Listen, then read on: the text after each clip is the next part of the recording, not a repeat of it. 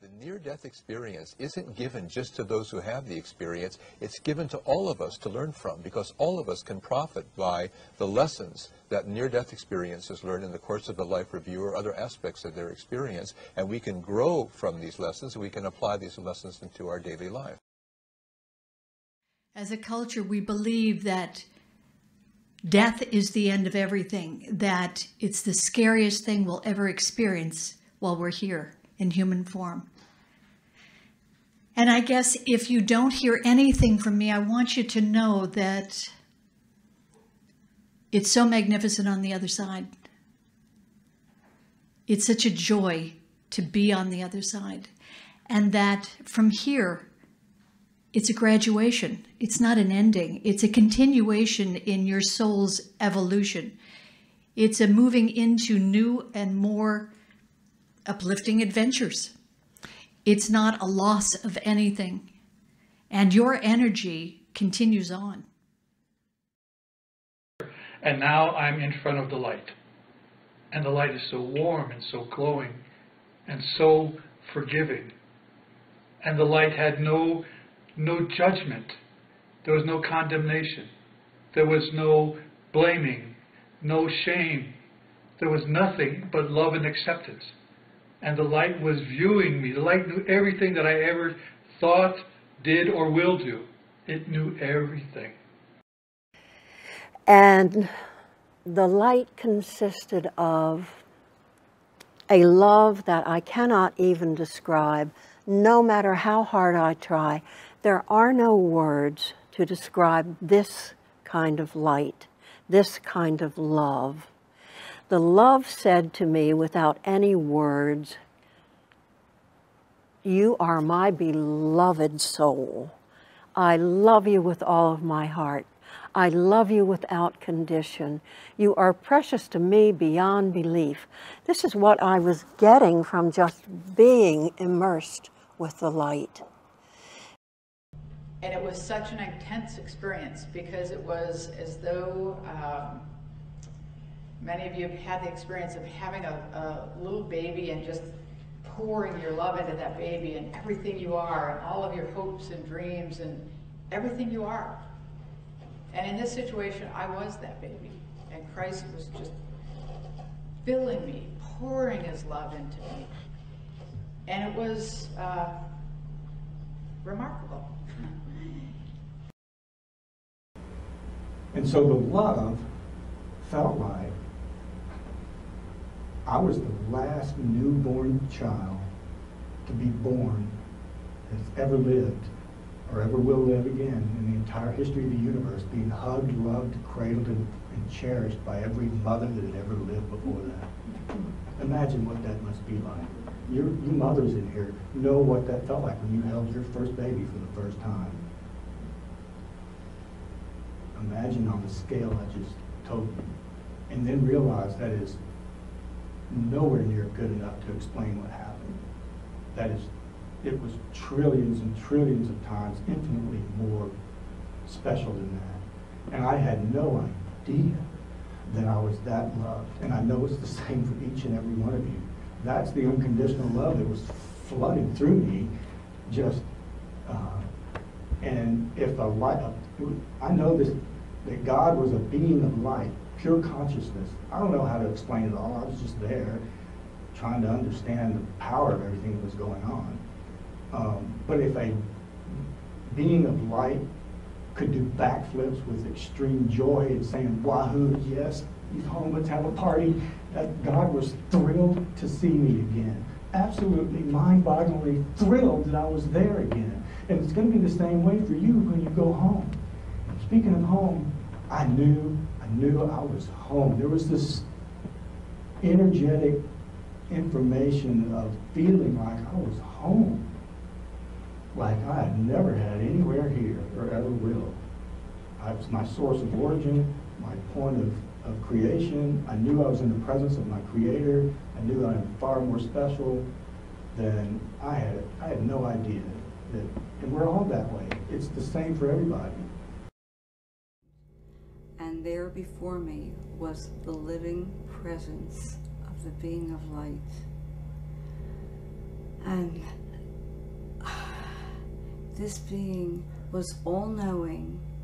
It knew everything, that was going to happen and will happen, and the reasons behind them. And there was a perfect justice, and it also contained all things that ever were or will be. And it was loving me. It was just pouring out this unconditional love at me. And I thought, well, this isn't the guy on the top of the Sistine Chapel. I had this, image of what God would be like, but I figured this has to be God because this is beyond words and perfect in every possible sense. But it's really all about love. And once you love somebody and there's no baggage, once you can just love them and they can love you with no baggage, that's God. That's God in action. That's what God let me feel. That's what I felt like. I felt like I was sugar daddy. And I felt like I was sugar. And I was stirred into this infinite bowl of light water. And although I was still Andy, I remember being Andy. Although I was still Andy, I was now the light. And every other piece of the light there was the light. And it was fantastic. And it was so fun because the light is really very humorous. It's a fun place to be. It's kind of like McDonald's on steroids. It's a fun place. I immediately felt this overwhelming sense of unconditional love. Love like I have never felt before. No matter what I had been through in my life, no matter what I had done, it was just complete love for me. I was bathing in it. It was wrapped around me, and it made me feel valued, appreciated, and accepted. The next thing I felt was an overwhelming sense of peace, that everything was okay and that everything was right, that all is well. I was getting a healing. I started to notice all the areas in my soul or in my energetic space where there were wounds or there were holes, and all of those areas were starting to get filled in, and they were getting filled in with love. I was being replenished, and it was the best feeling. It just made me feel like this is who I am. This is who I'm supposed to be. This is what my soul is all about. It was the most perfect peace any human could even imagine, multiplied by 1 billion, and that's not enough. As a writer, I've always been anxious, nervous, neurotic, concerned, overthinking everything, and I have not known a lot of peace. And in this experience, I realized I always wondered what I would look like if you took away all those fears and worries and woes and anxieties, and I thought, this is it. This is wonderful. And they said, regardless of whether you go to heaven or whether you return to earth, you're here for healing because you have been in so much pain, and this is how we heal. And if you decided to go on to heaven, you would still need to be healed. Everyone who goes into heaven, they can't go with a disease process imprinted on their consciousness or thinking that some mental illness is part of their identity. So we all pass through the white room for healing, as my friend said, and I thought it was a beautiful analogy. She said, leave your muddy boots at the door. And I thought that was very well put. So I saw my innocence, and that was mind-blowing because, you know, for years I had carried around immense shame, and for all kinds of things, just shame, for a lot of different reasons. And I think most people carry around a lot of shame. And that was cured in one fell swoop. The shame was gone. I knew I was innocent. The other thing I knew was that that life was completely safe. My life on earth and here and in this other realm was always safe. There was nothing to be afraid of ever. I also saw that it was all perfect. It was all for love, and it was all perfect, even when I couldn't see it. In the state I was in my NDE, I could see why. I could see it all come together, like seeing the big picture of things, like, oh my God, it's all, and it inspired within me feelings of absolutely indescribable gratitude for my life. Life was beautiful from that perspective. It was so meaningful and so rich with experience and love and connection and beauty and all of that and more. But I felt him get on a knee and give me a hug. And it was like the biggest, I felt real arms around me. And I was wondering, can I just go with you now? Like, I don't really want to go back where I was. I felt so much love. And I said, well, let me get perfect. I don't deserve to be in your presence right now. Let me go back and live, get perfect, and come back. He's saying, no, I love you how you are now. I saw the things that I thought were mistakes, and I realized there's absolutely no mistakes. It was all in perfect order. I saw the things that I had done wrong, so to speak, and I knew they were wrong, and I did them anyway. And yet in these beautiful arms, all I felt was, look how much we love you. Look how much we support you. Look how much we honor your life, your choices, your decisions, your learning. We love you. It was such an overwhelming, profound, absolute, unconditional love. And in those arms, the I am that I am, I knew I was perfect. And that took me years to say too, but I felt this absolute perfection about my life, about me. And when I say that, I mean all of us. Absolute perfection, absolute order. I knew that I was absolutely divine. But not only was I connected to that, but I came from all that. But I can tell you one thing for sure. There was no judgment. There was no atonement. There was nothing that I had ever done that was completely forgiven. And forgiven in that context meant it was gone. It did not exist. You know, the stupid little boneheaded things I've done in my life that have been, you know, well, let's just say less than wonderful. I didn't have to atone for that. God wasn't holding me accountable for that.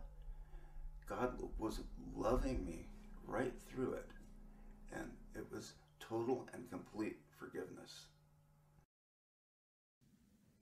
We don't have to prove ourselves to be loved by God. That came with our creation. You don't have to be anything but what you are. Because what I learned on the other side is there is no judgment on us. None. Zip. Nada.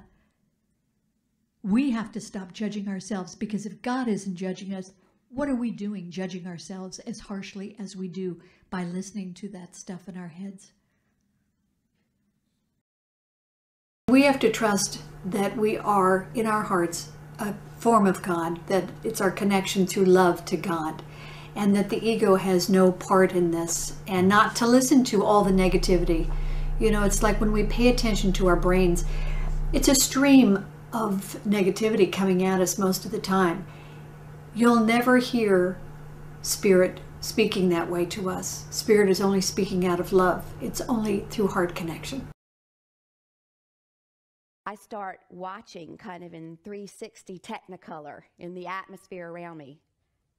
all of the events of my life unfold. And it was incredible. The great decisions that I had made, the contributions that I had made, the little small things that I'd done to make somebody's day, and then there were the things where I hadn't used great judgment. And the one thing that really sticks out that just tickles me and shows me that the universe has this incredible sense of humor is there were these cringeworthy moments, absolutely, where you knew what was coming. And if I have to tell you that there was any kind of experience or any kind of negative aspect of the experience, that was it, and it's not even negative. It's that kind of, ooh, I see what's coming up, and I know what I did there. And you're looking around, well, who's judging this?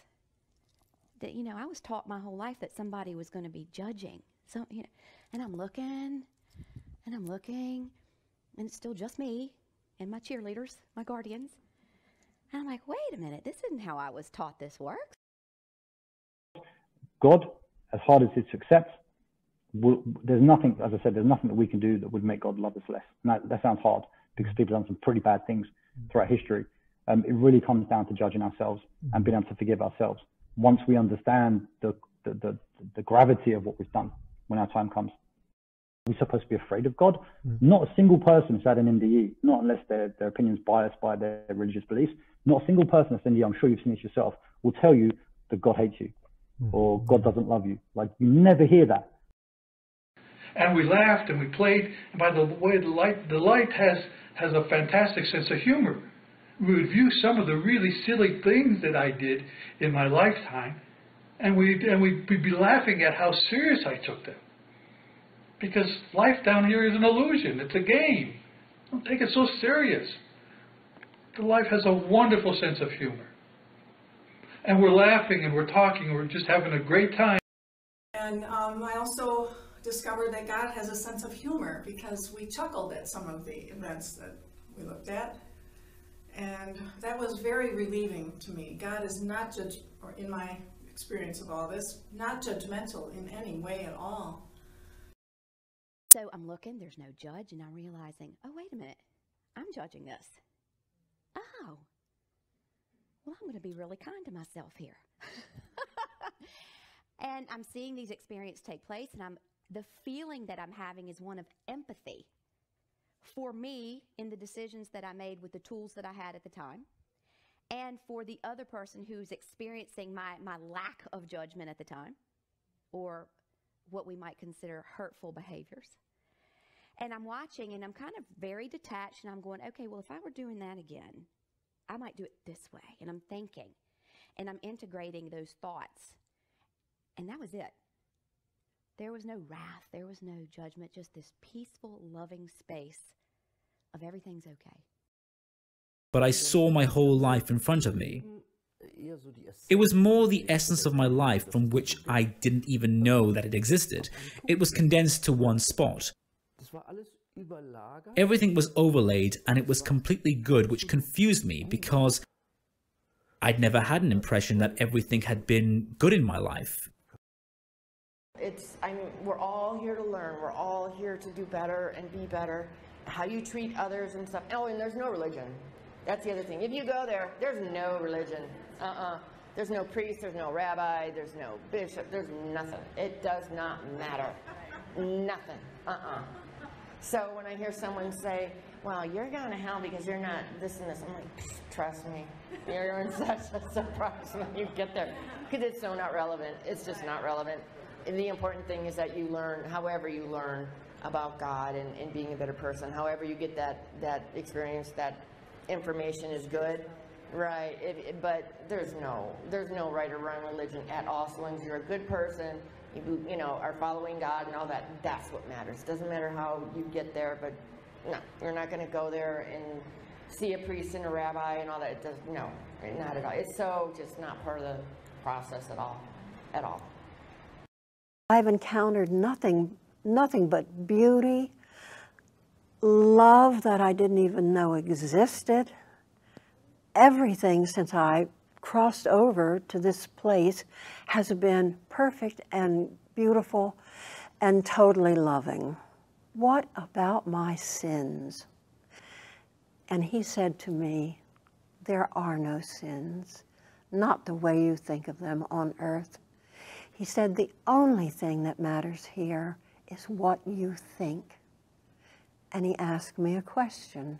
He said, what is in your heart?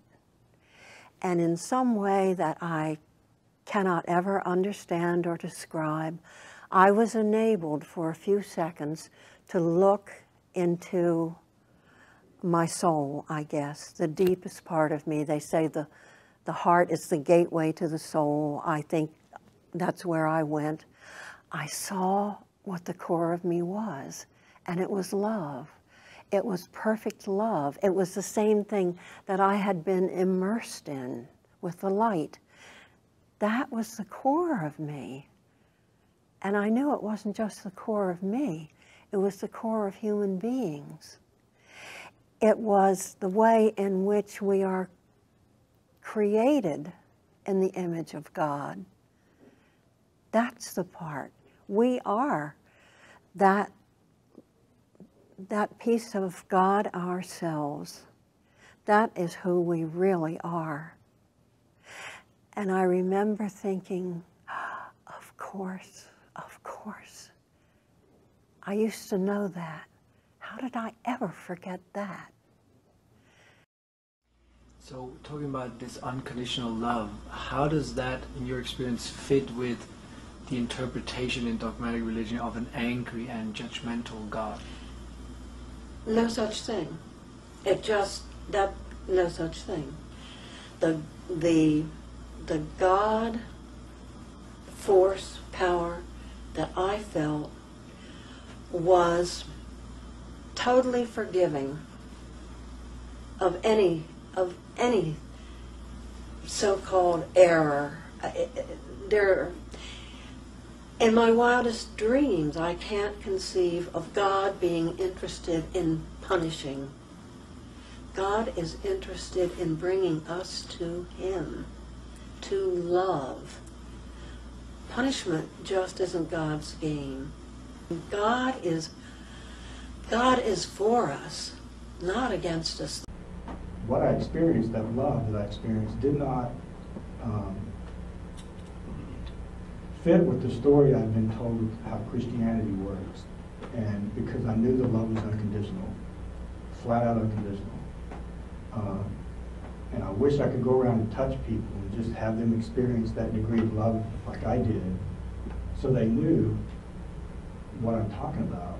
Because sometimes people get offended when I tell them that. That is not my intent to offend anyone or begrudge anybody's religion, because that's not what I'm trying to do. I'm just trying to express to you what I experienced.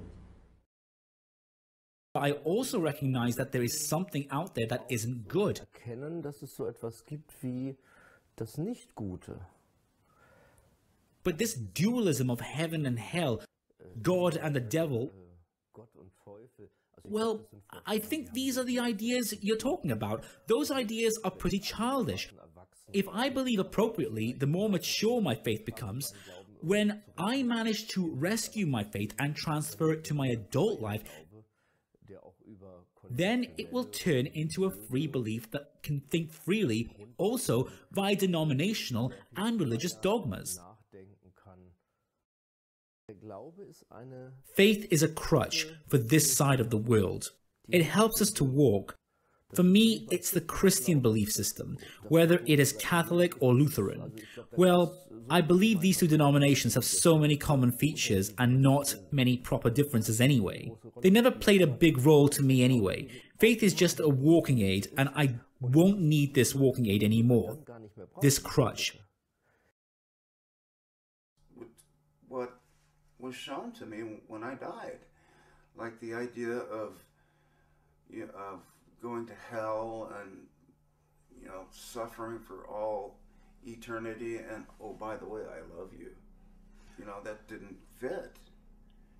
A lot of the things just simply didn't fit, and it caused a great deal of torment. I didn't know something was wrong. It didn't add up. I'm pious in my beliefs, but I am not religious. And I found that religion for me, and I'm only speaking for me, was too limiting. It was too confining a box for me to be in. I no longer needed a priest to have a connection to God. I could go directly to the source, and I do constantly. I'm in constant contact and communication, and it serves me well.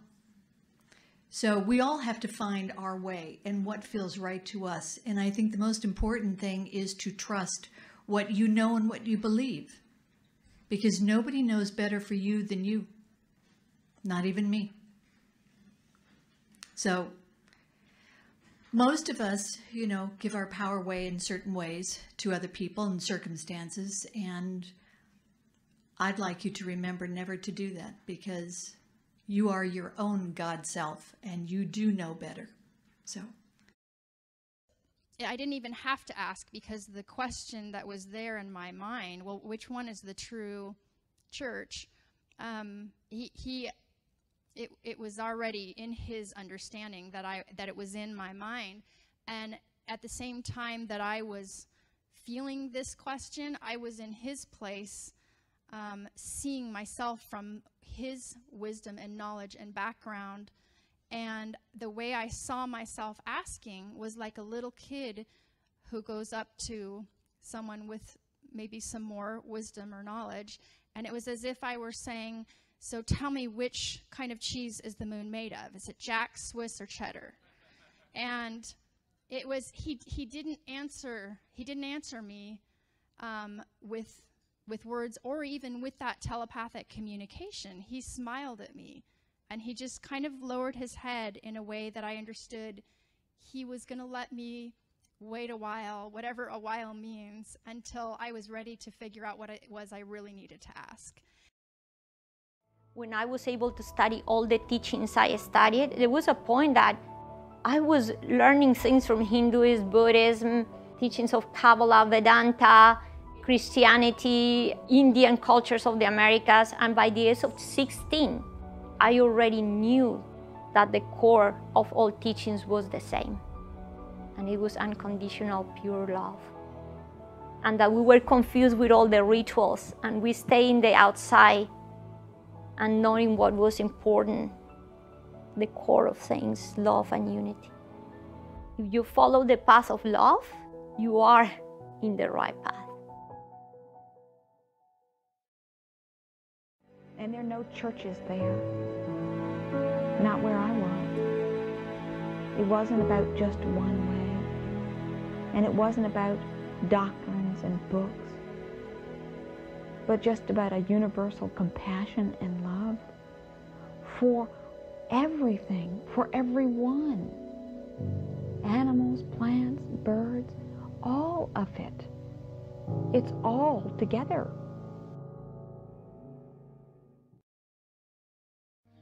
I had a friend who was a fundamentalist minister in Georgia who was raised in a very strict fundamentalist church. And he was absolutely convinced that only members of his church were going to heaven and everybody else would go to hell. And on the way to church one morning, he had a wreck in which it's amazing that he survived. But he had this experience of seeing everything he had ever done. He said what God was interested in was how I had learned to love. People often go into these experiences thinking that it's going to be one of judgment, that there's that God has been keeping a book with all your making marks against you for various kinds of infirmities or muffs in life. And so they go into this with the attitude that they're going to be judged. But what they come out seeing pretty quickly in this life review is it's not a matter of judgment. It's a matter of how have you learned? What did you learn from this? And how have you learned to love? And people say that in this situation, you can see that the answer is obvious because you're surrounded by a panorama of every single thing you've ever done. And this being sees it completely, and yet whatever is in that panorama, this being loves you completely. After this, people are inspired to try to be good and loving to others. Still within the framework of human failings, that it's still difficult, but at least that vision of the importance of love inspires them to get busy to try to bring it into everyday reality. But when they cross over, they themselves understand in that moment of clarity, they themselves understand that everything they did out of fear. They did because they didn't know any better. Now, if you imagine, if you have a child who you have been punishing because they have been not just reckless, but destructive and harmful to other people, harmful to their siblings, so you have had to reprimand them, punish them, scold them. Now imagine if one day, when the child comes to you and says, "Oh my God, I've had an awakening. I understand why I did those things and how stupid it was of me." Are you going to burn them in hell for all of eternity? Of course not. If you find yourself in hell, either call out to God or forgive yourself for all your wrongdoings to get out. And to prevent from going to hell in the first place, treat people well. Don't treat them, don't be bad to people. I'm oversimplifying everything, but I just want No, it's right. It's better to simplify. Absolutely. That's the right message. I was just trying to say, am I right on that, or do we need to add anything else? Well, it's that. So if you had to tell someone and you didn't have the benefit of a book to read, then yes, that's sufficient. So I would also suggest take some time now to look back through your life, and it's not about making yourself feel guilty, right? But you don't have to feel. You need to forgive yourself, and that's what people struggle with the most. And I talk about a lot about this in the book, The School of Life. We're only human. We make mistakes, we mess up, we do bad things. And that's kind of the whole point of us being here, not to do bad things, but to learn from what we do. So ultimately, yeah, it's to avoid hell, just be a good person, all right? Because a lot of people, do I need to practice a certain religion? No, just be a good person. Just treat people well. Treat others the way you want to be treated yourself. And I judged myself as guilty and shameful. And it was everything that I'd ever done from the moment of my birth, to intend and not intend to hurt. And I conceive, because I'm a Christian minister, I conceive of that as sin now. The pain that I gave to people. And meanwhile, as I was going through this experience of self-judgment, the voice was saying to me, "I know you. I've always known you. You are my creature. I made you. I make you. I love you as you are. I have always loved you. I loved you into being. I love you with all the pain you caused, and I love you without it. I love all of you. And none of this is a surprise to me. I know this about you already." And because I felt shame at my actions, in comparison with the infinity of love, I judged myself guilty, and I was forgiven. Jesus talks about the kernel and the chaff gets burned off in the fire, sort of like that. And then all of the pain was gone, and I was left with only love and beauty and joy and truth and hope and compassion, all one thing. And I got to bring with me into heaven all of the love that I'd ever given away and all of the love that was ever given to me. And that was the treasure of myself. When you crawl out of your flesh, what is left is the love that you have. You are deeply loved and cherished forever. You have nothing to fear. You will be taken care of. And nothing to fear is very, very critical, because I saw very much in my view, how this was not a battle between good and evil, between light and darkness.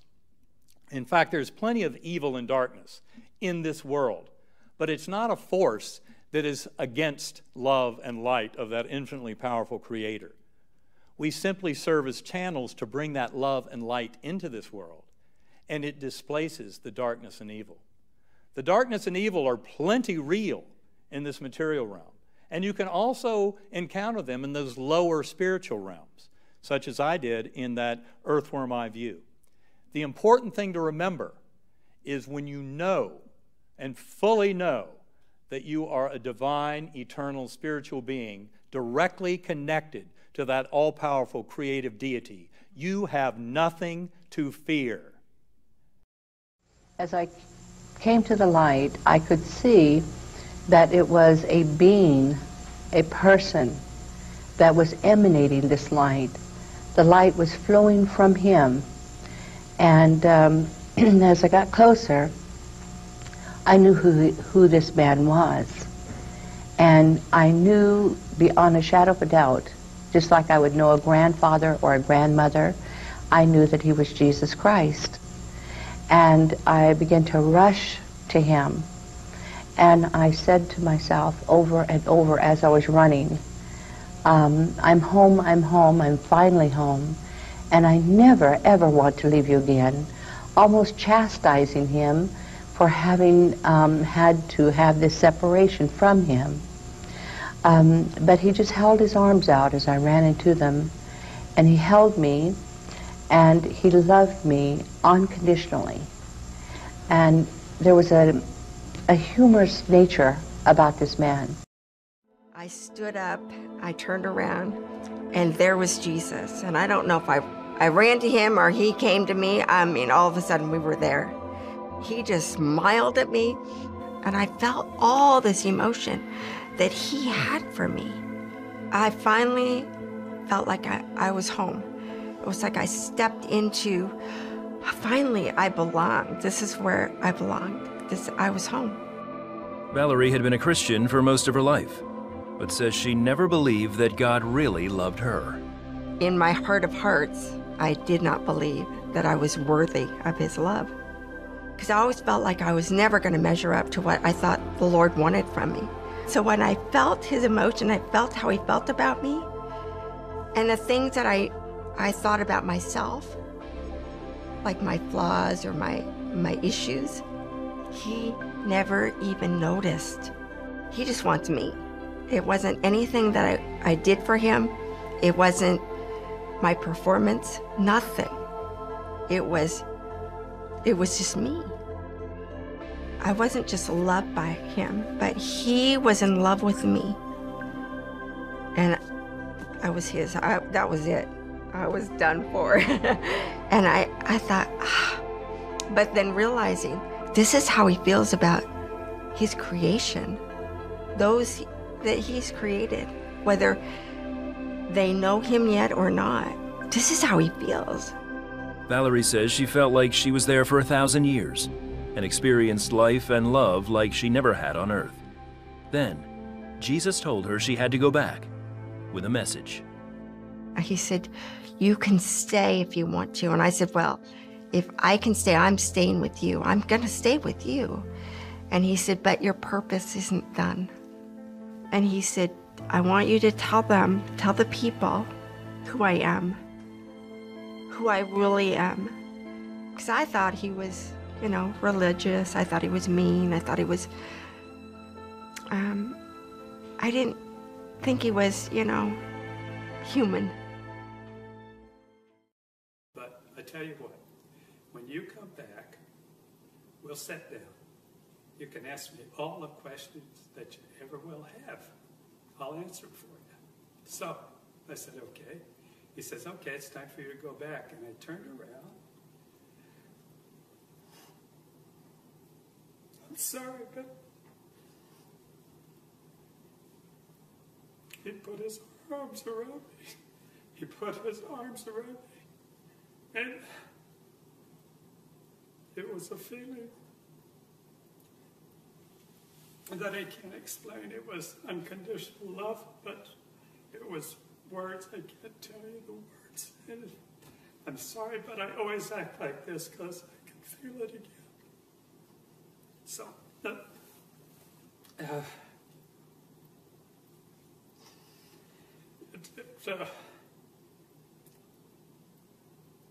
it changed my life.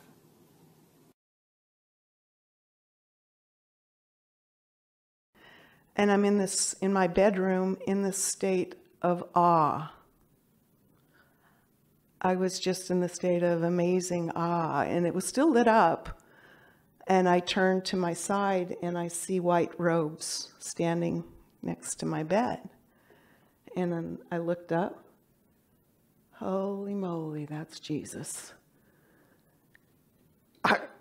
And he was looking at me with intense blue eyes that I've never seen anybody with with those blue eyes. And he said to me one sentence, and that was, but he didn't move his lips. I heard his voice, male's voice, in my head, or wherever I just heard it. Don't waste your life thinking you're not loved. And when he said the word your life, I felt this. It was palpable how precious my life was. And not just how precious my life was, but how precious everybody's life was, including that kid in Africa. Now, is it possible that in this state, that because it was part of your background and your belief system, that it would be expected that, say, in your personal case, you would encounter Jesus, and for another person who had a different kind of religious experience, they might encounter the way God would be manifest in their religion? What is your response to that? Yes. In fact, I asked about that. It was part of my questioning, you might say. I needed to know. And I learned there that if you, if you had another belief system, God would not shock you out of your belief system, but that you would ultimately, we all would come to know that God did exist and that Jesus existed as well. But, that we would all be drawn to that knowledge eventually.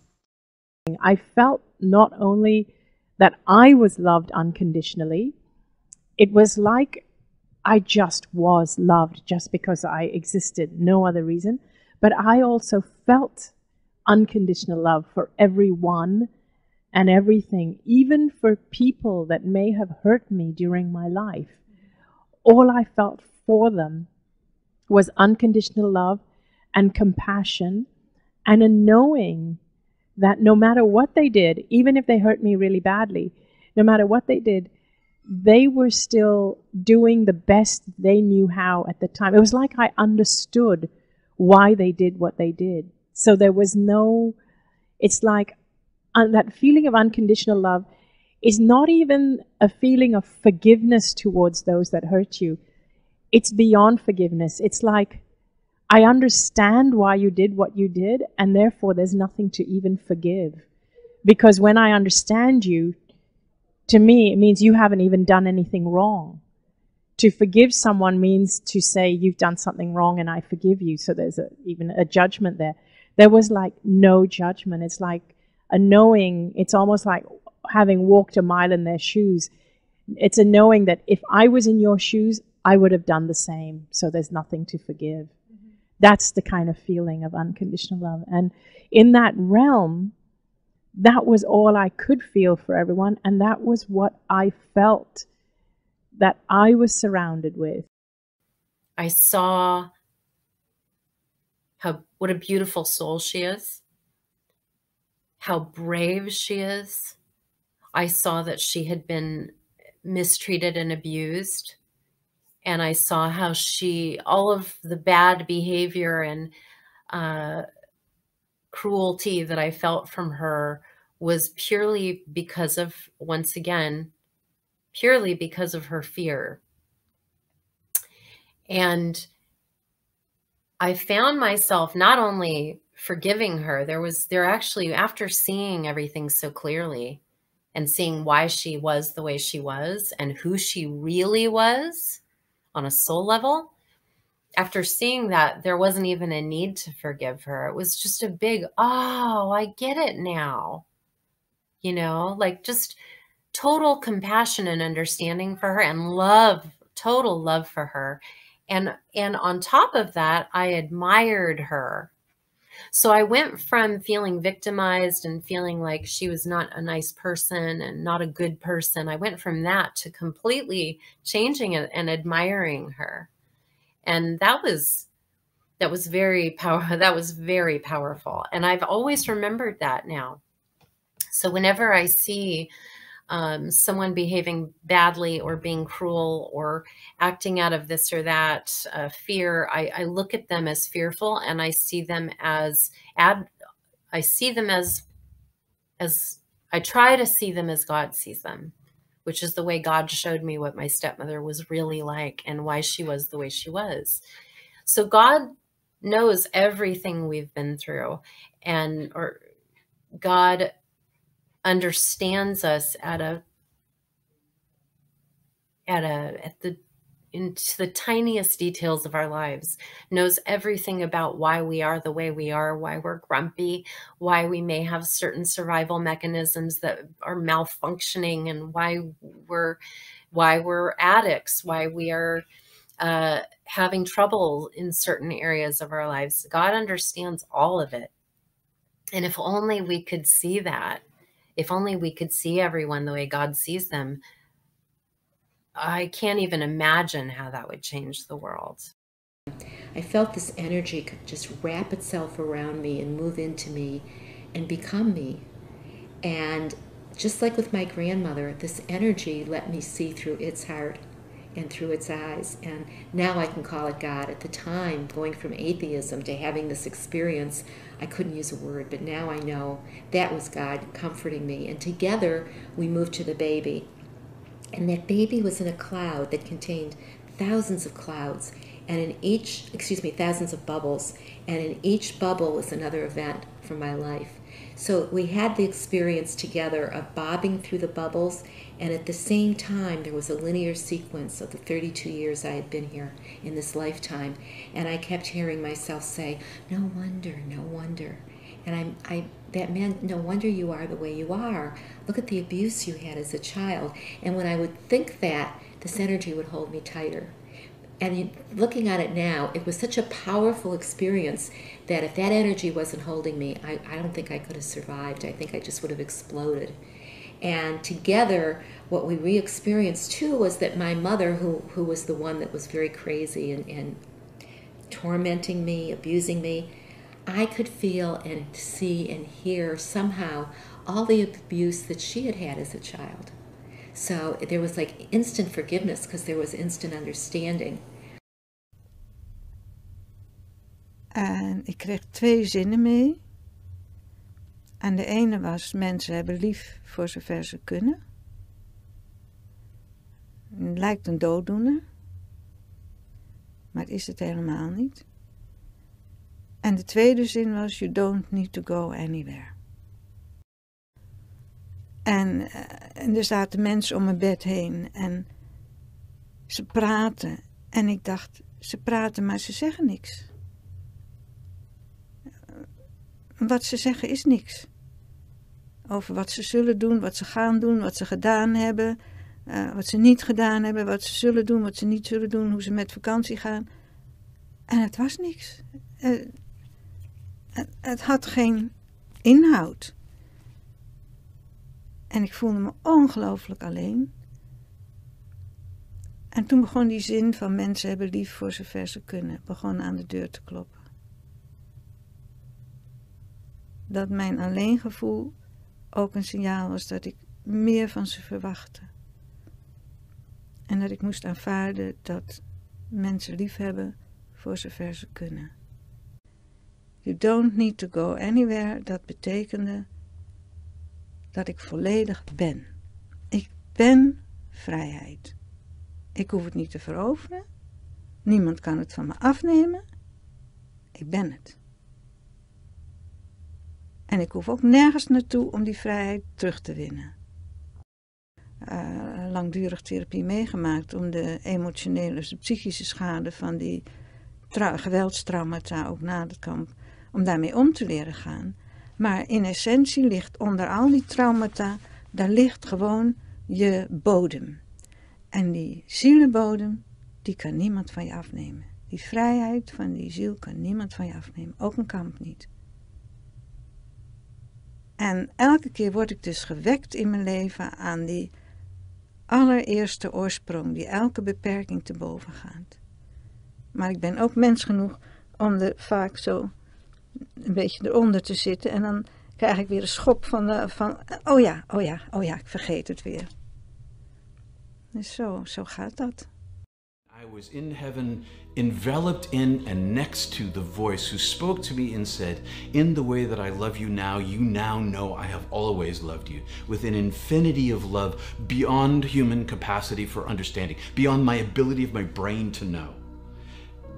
I am the oneness of love," it said, "and you are my beloved being, and every single of the 7 billion human beings you see now," and I could see every 7 billion people individually, all of them, all like a hologram on the earth, doing everything they were doing in the moment of the time of the universe when I was looking. And they were all covered by a veil. And the veil was forgetfulness. The veil was the universe itself, part and parcel of the entire structure of all things, including the human brain and perception of the world in which they live. And all are blind to me. But you know now you are not blind to me here, and none will be lost to me. None are ever lost to me, because each is my beloved. In the way that I love you, in this particular way of my creating you, I know you, I love each the same. And the light welcomed me. The light absorbed me into the light. So I was part of the light. And once I was in the light, I knew everything the light knew. I knew all about the universe. I knew everything about flowers, about plants, about asteroids, about suns, about novas, everything. I didn't have a question for the light. Why? Because I knew all the answers. I had nothing to ask. That when I get out to the other end, there is, as if there are words to describe that, this is even more amazing than what I already described. There is pure light.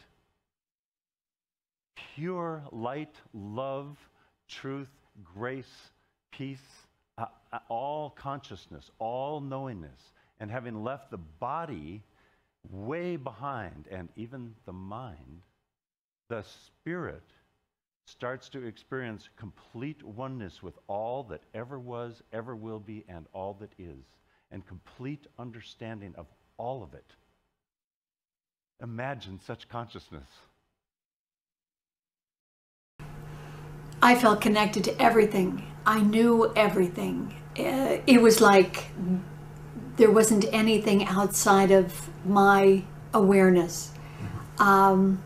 I felt total clarity about everything, how everything worked, why it worked, what it was comprised of, what we were doing, why we were here, what it was all about. There was total clarity about everything and everyone.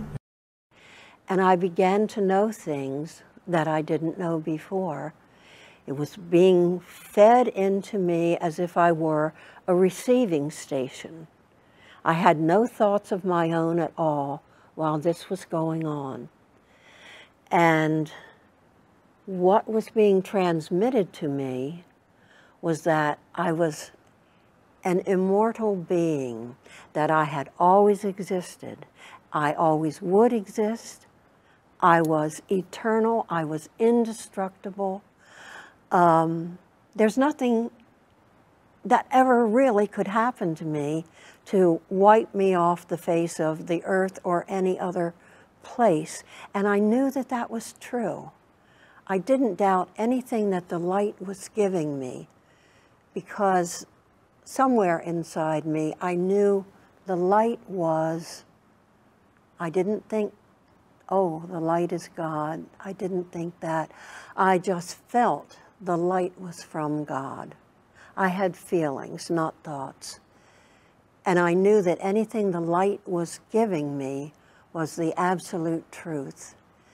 And I just kind of floated with this knowledge of my indestructibility, my eternalness for a little while, feeling that I was being cradled and loved beyond any belief system that had ever crossed my way.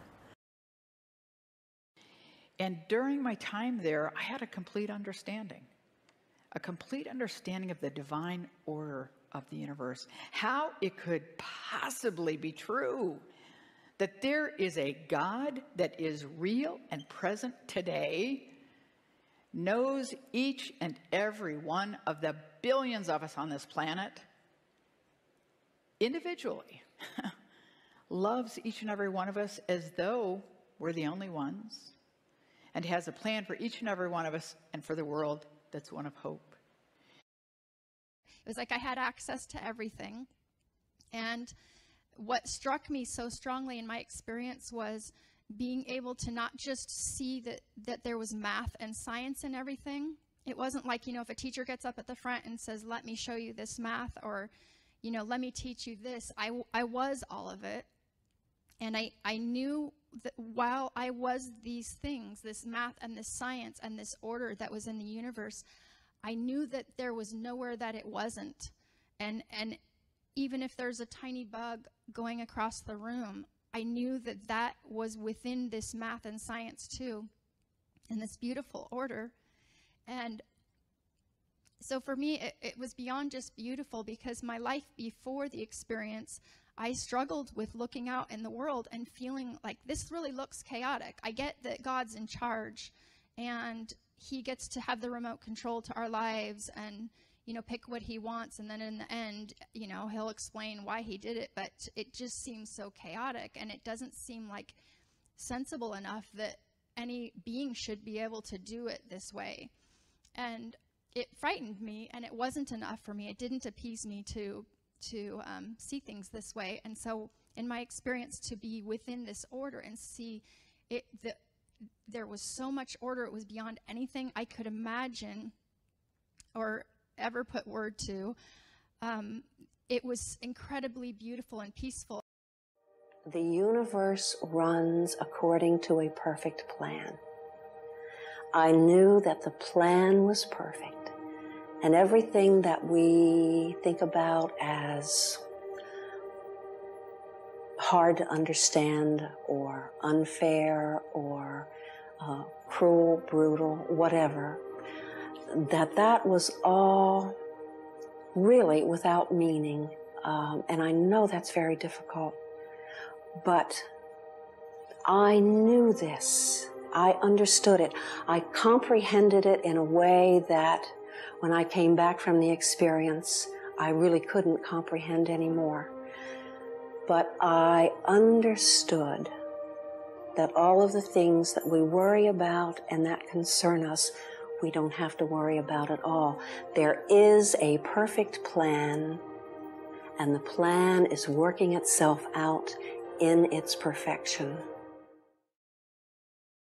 And there were 3 messages that I received over and over again, and those were that we are unconditionally loved, that everything's always how it's supposed to be, and that everything will always be all right. And I knew instantly that if I didn't go back to my husband, my family, my friends, my 3 beautiful little babies, I knew that they'd be okay. I was shown the past, not just my past, but the past of everyone and everything. And I just had this knowing. I knew and I understood why everything happened. I understood that going forward in the future, there is a higher purpose and there is a reason for everything, good and bad. You asked Jesus why there is pain in the world. What answer did you get? Yes, I did. I learned that there's pain in the world because it is part of the natural growth process, that if we didn't learn pain, we would not learn joy or happiness. And so some of us that have probably the greater pain are actually the greater spirits capable of handling that additional growth period. Does that go for horribly innocent suffering, like the Holocaust would come to mind? Yes, people it does. just victimized in pain. Yes, it does. And I know that that is very difficult to understand at the earthly level. But if you could understand it from the spiritual sense, in that the spirit is so much stronger. What about people who inflict pain? Are there negative spirits as well as positive ones, angels? Most of when you talk about the people that inflict pain, that is basically could be any one of us here in this room. And I learned that these people are just giving back what they have received in life. Often it is even actually genetically coded, some of the trends, I guess, that run through families. And then suddenly a second block of knowledge descended upon me. And what I knew within that block of knowledge was that the world is perfect. And when I say world, I mean the totality, the allness, the everything. It's perfect. And I remember distinctly the very words that did come in, and it was that the world operates according to a perfect plan, and the plan is working itself out in its perfection. And I knew that that was true. I knew that all of this was true. And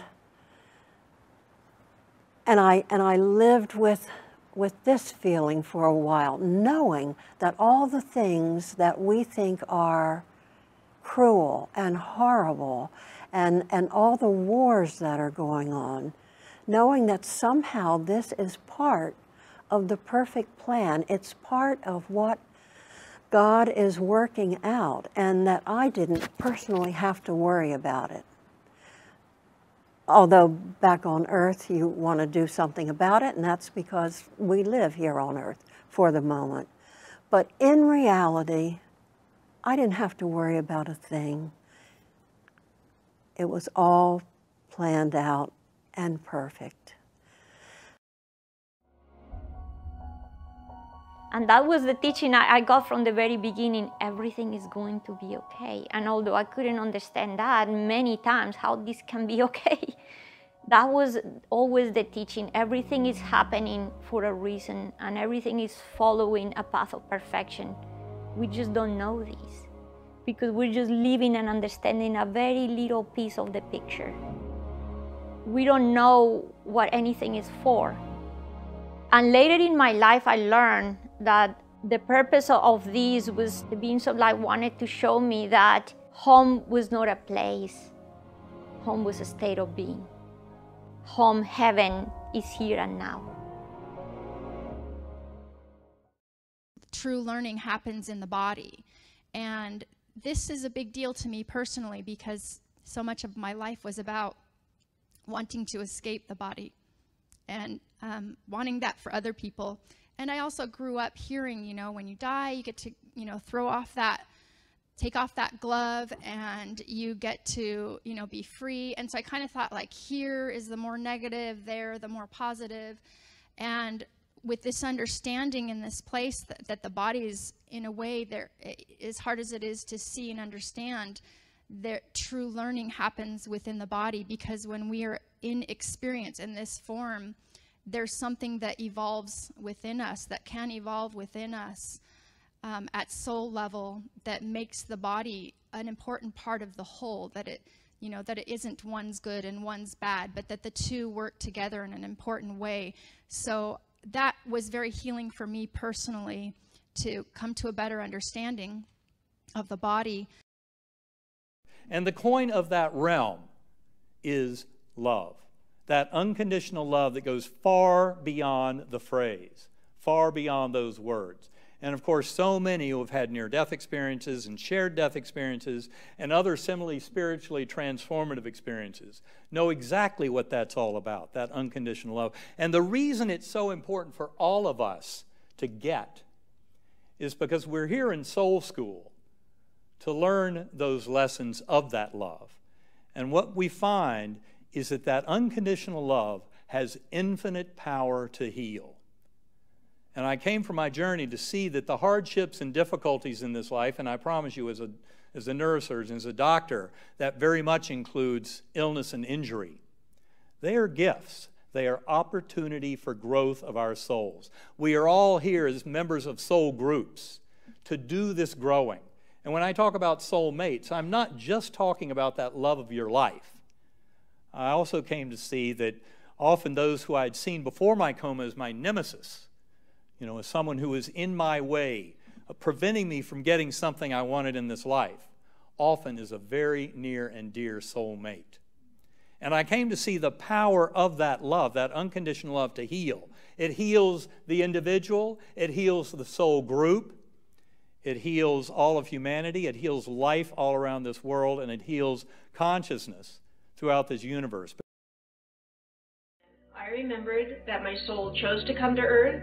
I remembered where I was before I was born. I remembered that all of our souls choose to come here, that this is a wonderful university, that we're not here by random accident, we're not here as victims, that we come here to choose, to study, to learn, and to grow.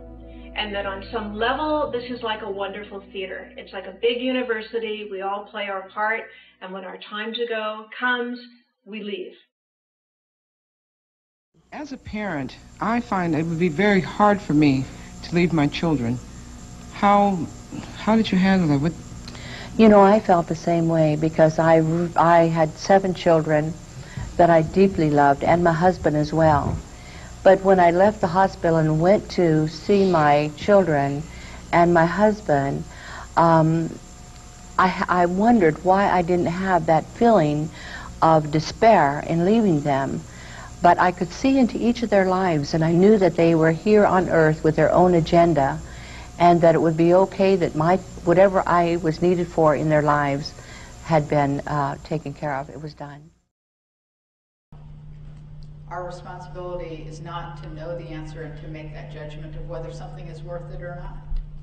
But our responsibility is to trust and to say, yes, God's will be done. And trust that there is beauty that will come of all things. And that there is hope in the plan for each person's life. It became very clear to me that suffering in this life can very much be a gift. Not necessarily a gift, it's a catalyst, and a catalyst is neutral.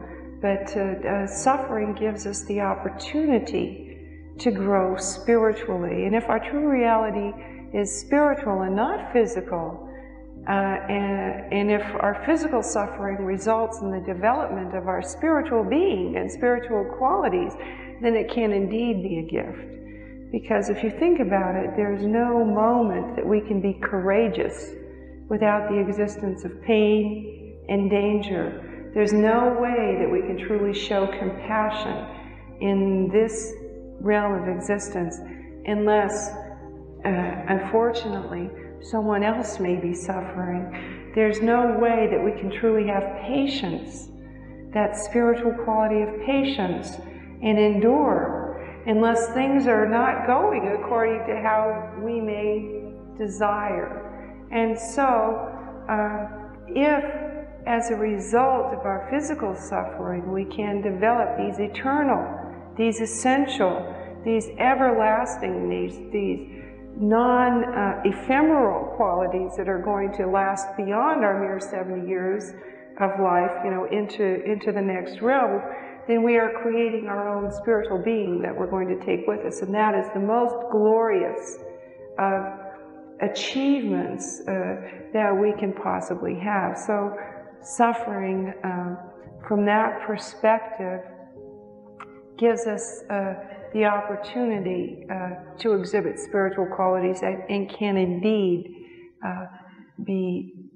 a gift, not that one brings it on. In life, everything that happens to us, there's a gift in it, even if we can't imagine what it could be.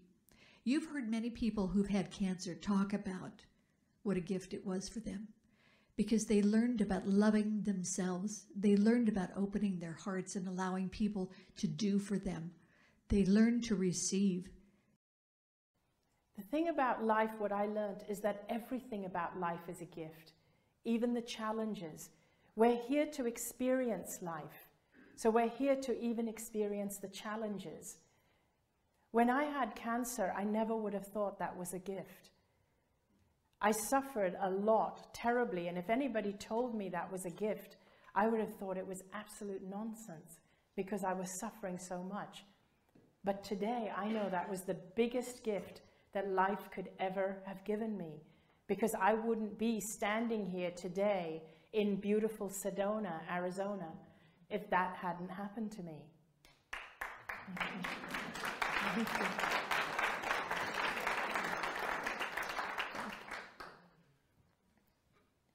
Everything in life is a gift in the end.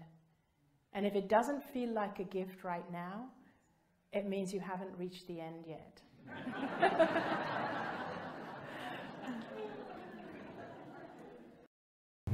Do you have any idea why you experienced the abuse that you did? Why did you experience that in this lifetime? Well, I'm not sure. It was something obviously between me and my mother. And the only way I see any meaning out of it now is that I've become a psychotherapist and I work with people that were traumatized, abused, and neglected as children. And I understand their path because I've walked in the same shoes. Mm-hmm. So for me, the curse has become the gift because I'm using my experiences and my healing to help other people heal.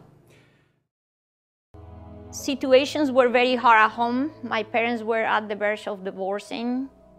Things were going hard at home. It's like when all the challenges come together. I guess this is the moment where these two very deep questions knock the door of my life. I ask, when did we stop being one with the whole? And how is it possible to forget who we truly are? I kept asking the beings of light, why me? Why this is happening to me? And it's when they answered to me, in 20 years you will understand. What? 20 years? Imagine, and even at that age, 20 years is like a forever and a day. And they say someday you will pass these teachings to others. No. At that moment of my life, I was not interested. I want to become a scientist. I'm not interested. I'm not teaching this to anyone. I asked the beings of light just to give me a break, pretty much. I wanted to be like everyone else. And this is the compassion of the universe. We're not forced. I mean, at that moment, it was like, okay, you're not going to see us or hear us for a while. When you are ready, it will happen. I asked many questions. For instance, why are we here? And I was told pretty much we banged on the door for this life. Our souls, it sounds so philosophical, but our souls, or whatever you want to call it, insisted on being born. And that it was something we really wanted a lot. And there is no judgment. I'm going to move from this, and I'll tell you, when we pass from this life, we're going to be embraced by loving arms and simply asked, what did you learn? Tell me about what you learned in your experience. What was it like to be like that? What was it like to be you? What was it like to have this or not have that? And it's all going to be a collective oneness of, wow, look what we learned. Look what we created. Look at the uniqueness. And we'll realize we always were one. We always were connected. It was just our inability to embrace it and realize it that held us back. I thought that life was happening to me. I thought that everything that was going wrong or not going right was because of God was doing it to me, life was doing it to me. I hadn't a clue that I had any power in all of that. I didn't know that we are an extension of God. I grew up believing and being taught that we are created in the image and likeness of God. Well, I'm here to tell you it's a hell of a lot bigger than that. We are an extension of the God source here on earth. We were created so that the Creator could experience everything that we experience. We were created out of love. And the Creator's always got our back. Spirit's always got our back. And all is well, no matter what it looks like. All is well. There's a point in your life that life shakes you so hard that you only have two choices. There's only two paths. The path of suffering or the path of the light. The path of suffering is like a cul-de-sac. You go to the end of this and there's nowhere to go. Or it's like when you're in a car and you turn it on, you press the gas, but you never put the car in drive, you don't go anywhere. You're spending all your gas. You're spending all your energy. You're circling there. Nothing is happening. Until you realize, I had enough of this. At that point, when sometimes I am just so trapped in things I don't understand, I said, God, help me see, because I cannot see. But I know that behind this challenge, there is a teaching. There is a purpose. And the very next day, I woke up with the answer I needed. And I said to people, sometimes they are the most simple answers. The answer was, yeah, you need help, go look for a psychologist. I said, yeah. And I had it clear. It was not just as, oh, I may do it. No, it was clear. I was the one that said to him, why me again? This question that always was resurfacing, and why me? Why this is happening to me? And it's when I got the most amazing answer. And he said, why not? What? For me, this was like the switch I needed at that moment. The light I turned off was on now. Because at that moment, he started to also say, look, thanks to this, you have done this. Thanks to this, you have done that. Thanks to this and this. And I was able to connect all the knots. And now it's like all my neurons, everything was like accelerating and everything was connecting. And this was the first time in my life I put myself at the cause of everything and not at the effect. And I started to see purpose in absolutely everything. At that moment, I also realized that none of that had happened was here anymore. It was in my mind, and I could decide what to do with it. Wow, I can grab all this and just make a decision to start fresh. The true feelings of sense of forgiveness happened. It was the realization that there was nothing to forgive, because nothing had ever been done to me to hurt me. It's been done for me to bring me to wake up. It can be comforting to be a victim. Absolutely, absolutely. That's a case as well too. When we do choose to be responsible for our life, however, that's a scary thing as well too, because there isn't an outside force we can blame it on. I had someone say to me just yesterday, I really feel like God is testing me. And I said to them, how about if you were just testing yourself? What if you knew that these experiences were coming and you would find the strength in yourself to overcome it? And it really just shifted the entire way that he looked at the situation. It was a big aha moment for him. I understood also that we are amazing, magnificent, powerful beings, because I felt my energy, my essence was so huge and powerful and amazing, powerful beyond my imagination, beyond anything I could ever have known before.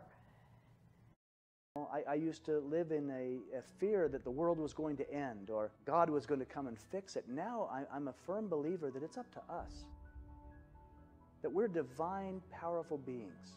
And that if we can embrace that love that is within each of us by loving ourselves and then loving others, that's the ripple effect. That's what creates heaven right here. You know, there's nowhere to go or anything to be. It's to really embrace and love each other here, and suddenly that beautiful place becomes the ground under our own feet. Everything that is happening is just encouraging us and supporting us to step into all of who we are. And it's like the whole universe is just there saying, come on, you can do it. And I stand in front of you now going, you know, the world's a pretty scary place right now. It's a really scary place right now. But there is also so much good. There is so much hope that if we can learn to come together and work with each other and we promote that which we know to be truth. And the one thing that we can hang our hat on is that we are all divine love and wisdom. So really the only job that you have right now is to raise your frequency. Because when enough people have stepped into the connection to their own divine essence, it's like a net over the earth. As each person steps into the truth of who they are, then they become a light on the net. And when there are enough lights, the whole earth will shift. I was immediately returned to my life review, where I had been shown the truth in God's promise that beauty comes of all things, eventually. And I was reminded that it is always a matter of trust, trusting God's promises to us.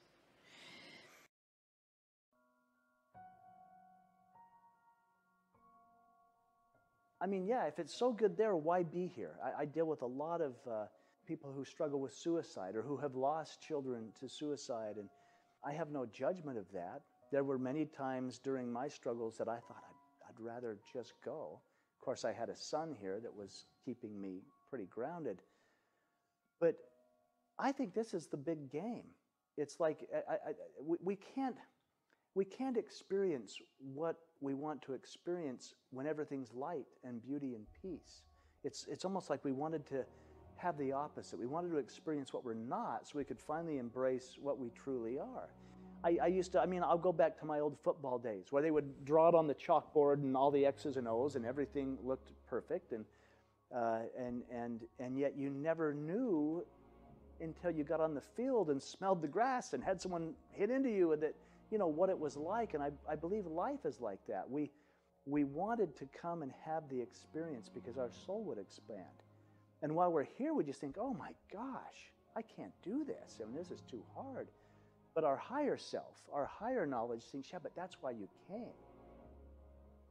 I mean, it's easy for me to sit in a beautiful house and say life is good. And there's people that suffer, struggling. I mean, I'm working with some folks that work with human trafficking. I mean, kids being taken and put into the sex trade or whatever else. There are things in the world that are heart-wrenching. And so how do we look at those and say it's all in divine order? How does this make sense? I embrace it as a perfect opportunity to be love. How can I shine light in dark places? How can I embrace things and make a difference? And I realize I'm just one. I'm just one guy, but gosh, can I make life better for somebody today? Can I do something for someone? And by doing it for the one, you're doing it for the all. Even when I raise my own vibration, if I can go meditate for a minute and get at peace, or forgive, you know, something, even if it's forgiving myself. I forgive others very easily. The hard one to forgive for me is myself. That ripples out. It ripples out and affects the consciousness of all of humanity, but it comes down to choice. We live in fear. We're so conditioned with judgment or religion or even our parents or whoever said, well, you're a bad boy, you don't deserve that, that's not coming. Well, you've got to earn that, you know. I mean, all these things that we have conditioned in our mind when in reality we are deserving. We are worthy, always. We're of great worth. If I can do something that makes a difference in the world with the catastrophe that happened, then that makes it worth it. Then that makes it in some ways okay, or at least a little bit better. I found a key for me, and it's if I can take only 10 minutes a day. I mean, I'd rather take an hour, but even 10 minutes to be still and just reconnect. Like, always be connected. Just remember that connection. Remember who I am. Remember that everything's in divine order, and let go of the fear. Let go of the contention. Let go of that doubt that there's not enough. You know, we live in such fear that there's not enough. There's not enough money. There's not enough food. There's not enough time. There's not enough love. And yet, if we can let go of that and realize there is enough, and I think the key for me was realizing that I'm enough. I'm enough. I mean, I limp around on one leg and I do the best I can, but I am enough by simply being me, by simply showing up in light, in love, and loving the people around me and taking care of those around me. And when I say taking care of, just energetically, you know, I will probably never make enough money. You know, I'll probably never have. But then again, what's money? It's just energy. I've had lots of money and I've had nothing. And it didn't make me any happier one way or the other. You know, I mean, there's always that, well, I want more money, or I need to make more of this, or if I only had more money, I could get that. They're just things. You know, they're just things. I noticed that there appeared in my room 3 men that were in a soft glow about them. They stood about 2 feet above the floor, and they explained to me that they were my guardian angels, and that they had always been with me throughout all my time here on earth. So what help do we have? I learned that we all have guardian angels. As a matter of fact, I had 8. Now, I thought 8. And I thought, am I a particularly tough case? And no, I am not. We all have many guardian angels that are around us, and not constantly. They're imposing, but you may have 2 or 3 at one time, and during your deeper, darkest hours, you may have 8 or more. And they do not interfere with your free will, but they try to encourage you to do the right things, and always leading you and directing you towards the right things in your path. Many people ask me about free will and destiny. They ask me which is true or which is the case. Is it our free will or is it our destiny that's actually at work? Now, in actuality, we all come here with a calling, with a higher calling, all of us. And we can say that is our destiny. But we have the free will as to whether to follow our higher calling or not. There's always the free will as to whether we follow. So our destiny is actually the intention we came here with, the calling, the purpose, but we don't always have to follow it. So how do we reach our higher calling? How do we attain what we came here to achieve? We do that always by just being authentic, being who we are. We do that about being fearless about being who we are, instead of always trying to please other people. Our fear of disappointing other people is what takes us away from our higher calling. It's also what takes us away from why we came here. So our destiny is not set in stone. Our destiny is really our highest potential. We came here with the intention of achieving our highest potential.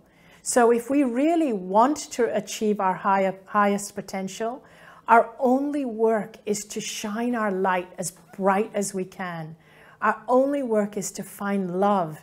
It's to feed ourselves love and to be love, because the more love we feel, the more love we share, the more we're moving away from fear.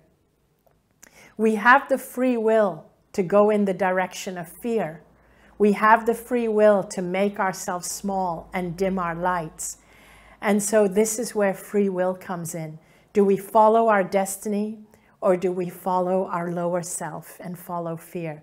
That's always our choice. That part of my mission is to share with people that we are so loved, That's all there is. We are so loved. The judgment and punishment are things that humans do. We judge ourselves, we judge each other, we punish ourselves, we punish each other. God doesn't do that. God just loves us, no matter what we do. God knows how hard it is here. God admires us for being willing to come here and give it a go.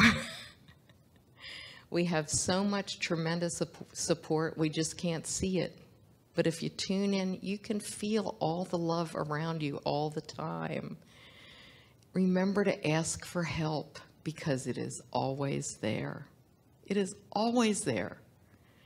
But you have to ask, because they're not going to interfere with us, because we have free will. So it's all about love. And sometimes it's really hard to be loving in the world that we've created. But every little bit that we can try to do, every little bit of trying to create heaven on earth is so important and has such a ripple effect. We are all magnificent, divine, powerful creators, and we need to step into that and recognize it and be love. I think something that's important to know is that we came in as creators. We had an agenda, and the sooner we get to working on that, the more fulfilled we're going to be. And living life from your own creation, knowing that you can, even if you don't know how, trusting that leap of faith to create. Just go for those feelings and stop paying attention to the negative things around you that are burdensome to you. Pay attention to your heart and the things that you are wanting, the joy, the feeling, the love, the connection to creatures and people and all things wonderful. Pay attention to the things that give you joy, not to the things that you're afraid of and that you worry about. Trust in life. He was dying. She was sitting at his bedside, holding his hand. He was asleep. And at one point he opened his eyes and he looked at her very alert and he said, "You know what? It's all about love, isn't it?" And it has to come like that. You can't tell people that. You can't preach it to them. In my own experience, it was that kind of a thing. I was very depressed. I was a very unhappy young person. I just felt that nothing was going to happen.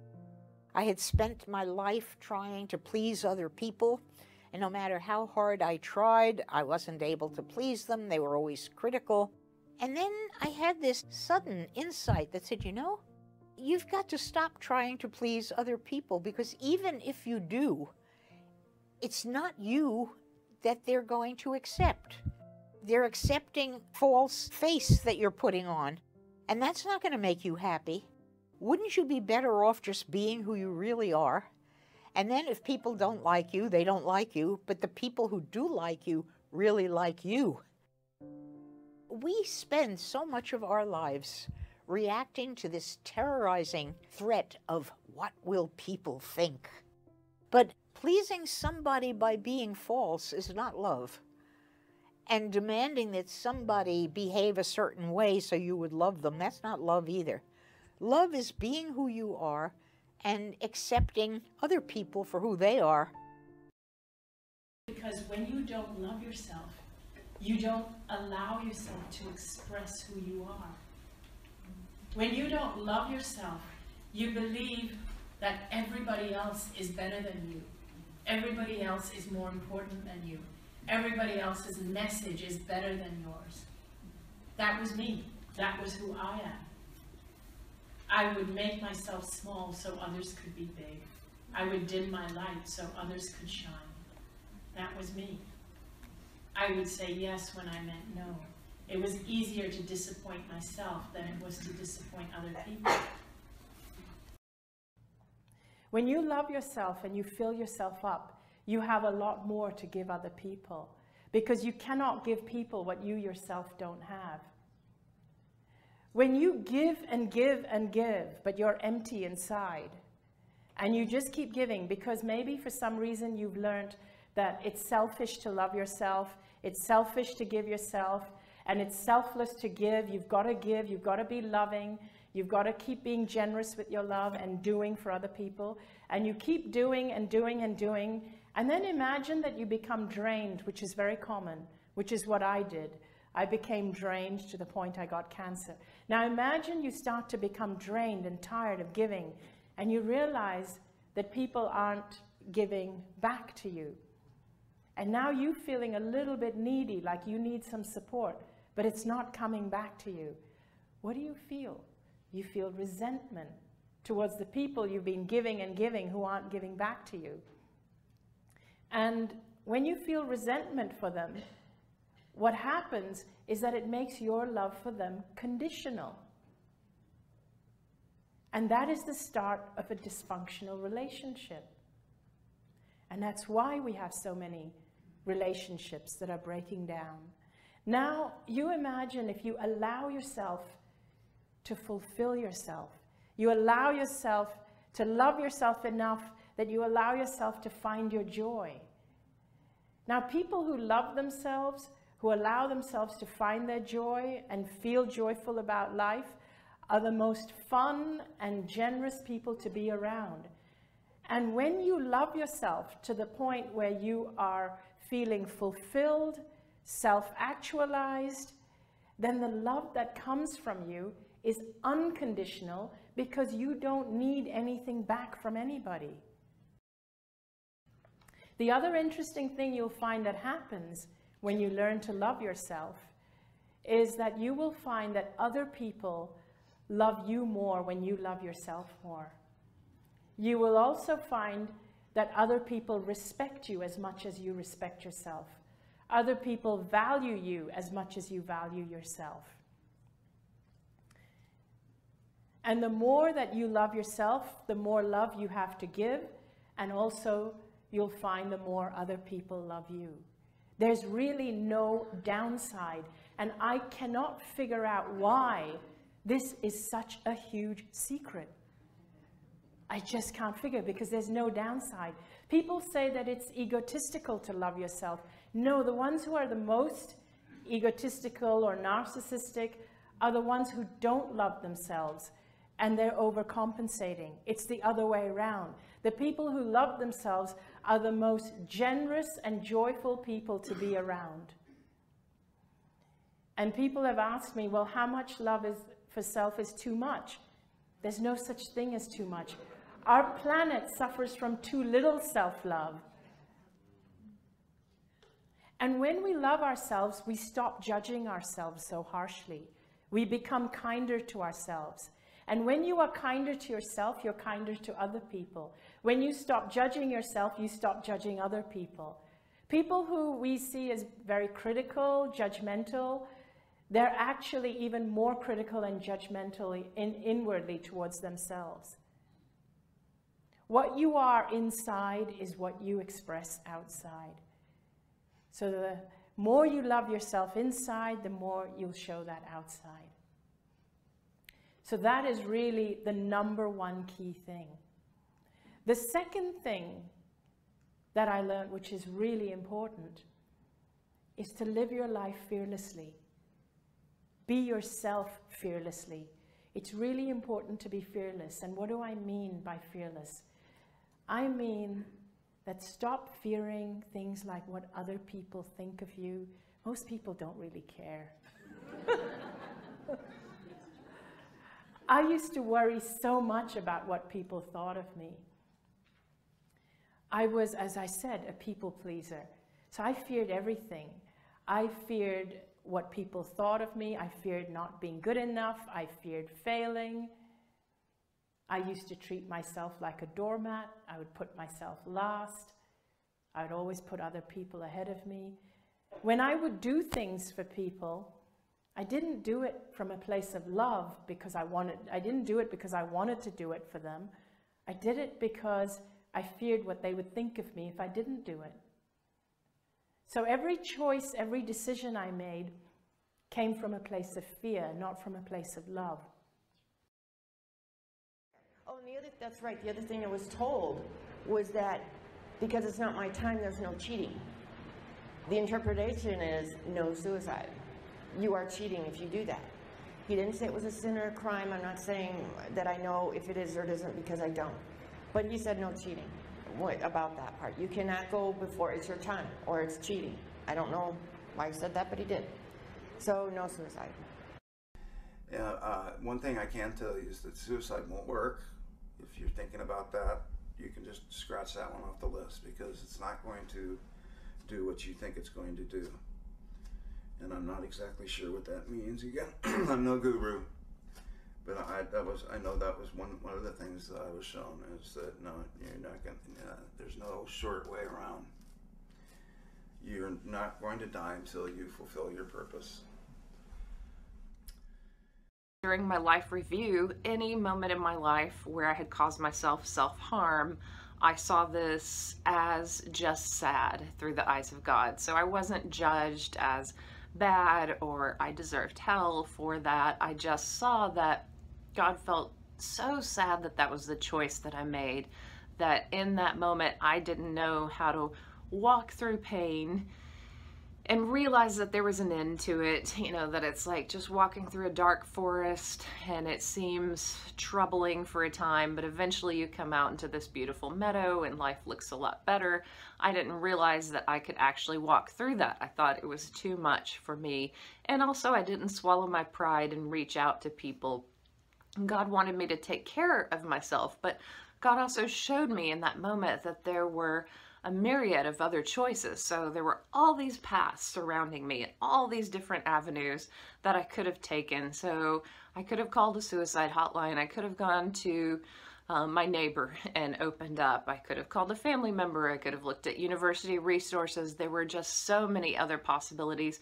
Maybe I could have even taken a walk or done something different or volunteered somewhere or joined a church, or a number of possibilities were open to me that might have led me away from that choice that I made, which was to feel deeply sad and sorry for myself and afraid of the future and afraid that I could never love in a way that would give me joy. I could never experience life in a way that would give me great joy, so I might as well die. That was as good as it got. Kind of ridiculous, you know, at the age of only 21 to think that way, but that is the way that I thought, and it's not unusual for highly creative or highly sensitive people who have suffered a lot of trauma to feel overwhelmed. The world is like God's garden, and God made you and everyone else to bloom in that garden and to be beautiful. And God made every one of you unique and special to be beautiful in your own way. I've heard this said all weekend, and I thought it was really unique. It said, "This is not your time, you must return." Man, I said, no way. And I argued, and I perceived this light to be God.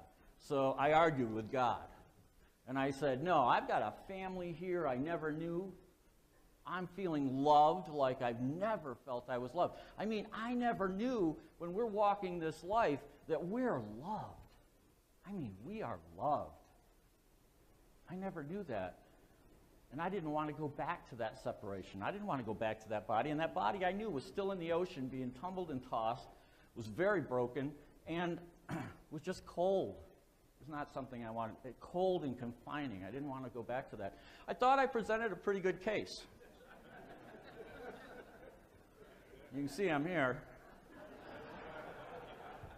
The light spoke one more time and said, no, you must return. You have a purpose. Oh man, that word purpose just, went into my being. And when you're in that light, you're connected to this consciousness that's so much more than just yourself. You're connected. To me, it felt like you're connected to all the souls that ever were and all the souls that ever will be. And so you have this immense knowing. And I understood that purpose. And all the time, I'm thinking, God, I was in that light, and I understood this purpose. Purpose. Now I'm here. What is this purpose? And then I ask him, well, since I can't stay, since I have to go back, can you tell me what everything is all about? Everything, the whole of creation, what is it all about? And he did tell me, and I'm sorry to tell you, I can't tell you. He told me, and it was so simple, it wasn't more than 3 or 4 sentences. I comprehended that totally. And I said, can I take all this back with me? Since I can't stay, can I take everything that I have learned back? Because there are so many people I want to tell this to. And he said, you may take everything back with you except the answer to the last question. And that you aren't going to be able to remember. And of course, that was the one about what is it all about. How do I find my purpose in life? I have a very simple solution. As I told you, I'm a simple person. And so I like very simple solutions. Your only purpose is to be yourself. That's all. And all you have to do is be as you can be, shine your light as brightly as you can, and your purpose will unfold before you. Just allow life to unfold before you. And it's that simple. And it's much more important to be yourself than it is to even be positive. I think that I do know what he was telling me, even though I can't, recall the actual 2 or 3 sentences. I know that it has to do with love. And I believe that it has to do with what I was enabled to see when he said, what is in your heart? And I looked inside myself and saw that I was perfect love. Now, you know that doesn't apply to just me. That applies to all human beings. That is what we are. That is our core. This perfection, this love, this Godness. I believe that what it's all about is the world will keep turning and we will have all these experiences and it will go on forever and ever and ever as we learn to bring that into our consciousness and have it remain there all the time. Our connection with God just there, not somewhere in our unconscious, but consciously aware all the time of who we really are. I think that's what the journey is. What is your mission? What were you told your mission I don't is? know. We all have missions. We're all not to know what they are because I was told that if I knew what my mission was, I would hurry up, rush out, and complete it so that I could get back. It's pretty easy for me because it popped into my head like almost the moment that the light absorbed me. It was to experience unconditional love, to love unconditionally, and to experience accepting unconditional love from other people. So, and by unconditional love, I truly unconditional love to me means I'm loving you without expectation or exception. It makes no difference what you do to me. It makes no difference what happens. If I truly love you unconditionally. The Christ asked me, he said, what did you learn from seeing all of these faces? And I said to him that love was the best choice. And he said, you're right. And I saw how I had to be careful how I treated people.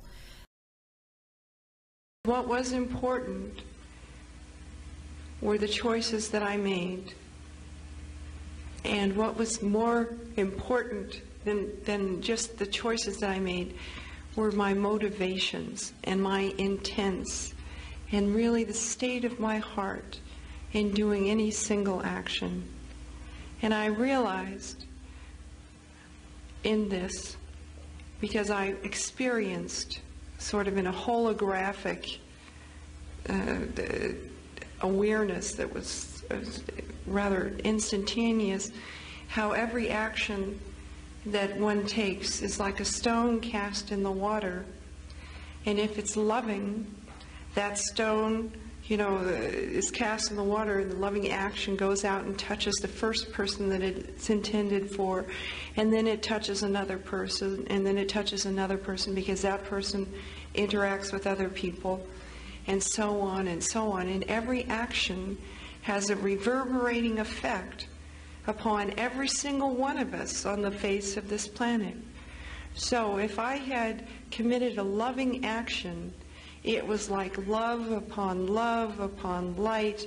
A purely loving action was the most wonderful thing that I could ever have achieved in my life. This had more meaning than to have been a Rockefeller or President of the United States, or to have been, a great scientist and to have invented something just incredible. If I had committed a truly pure and loving action, it had reverberated throughout the stuff of every individual on that planet, and I felt that action reverberating through them and through myself.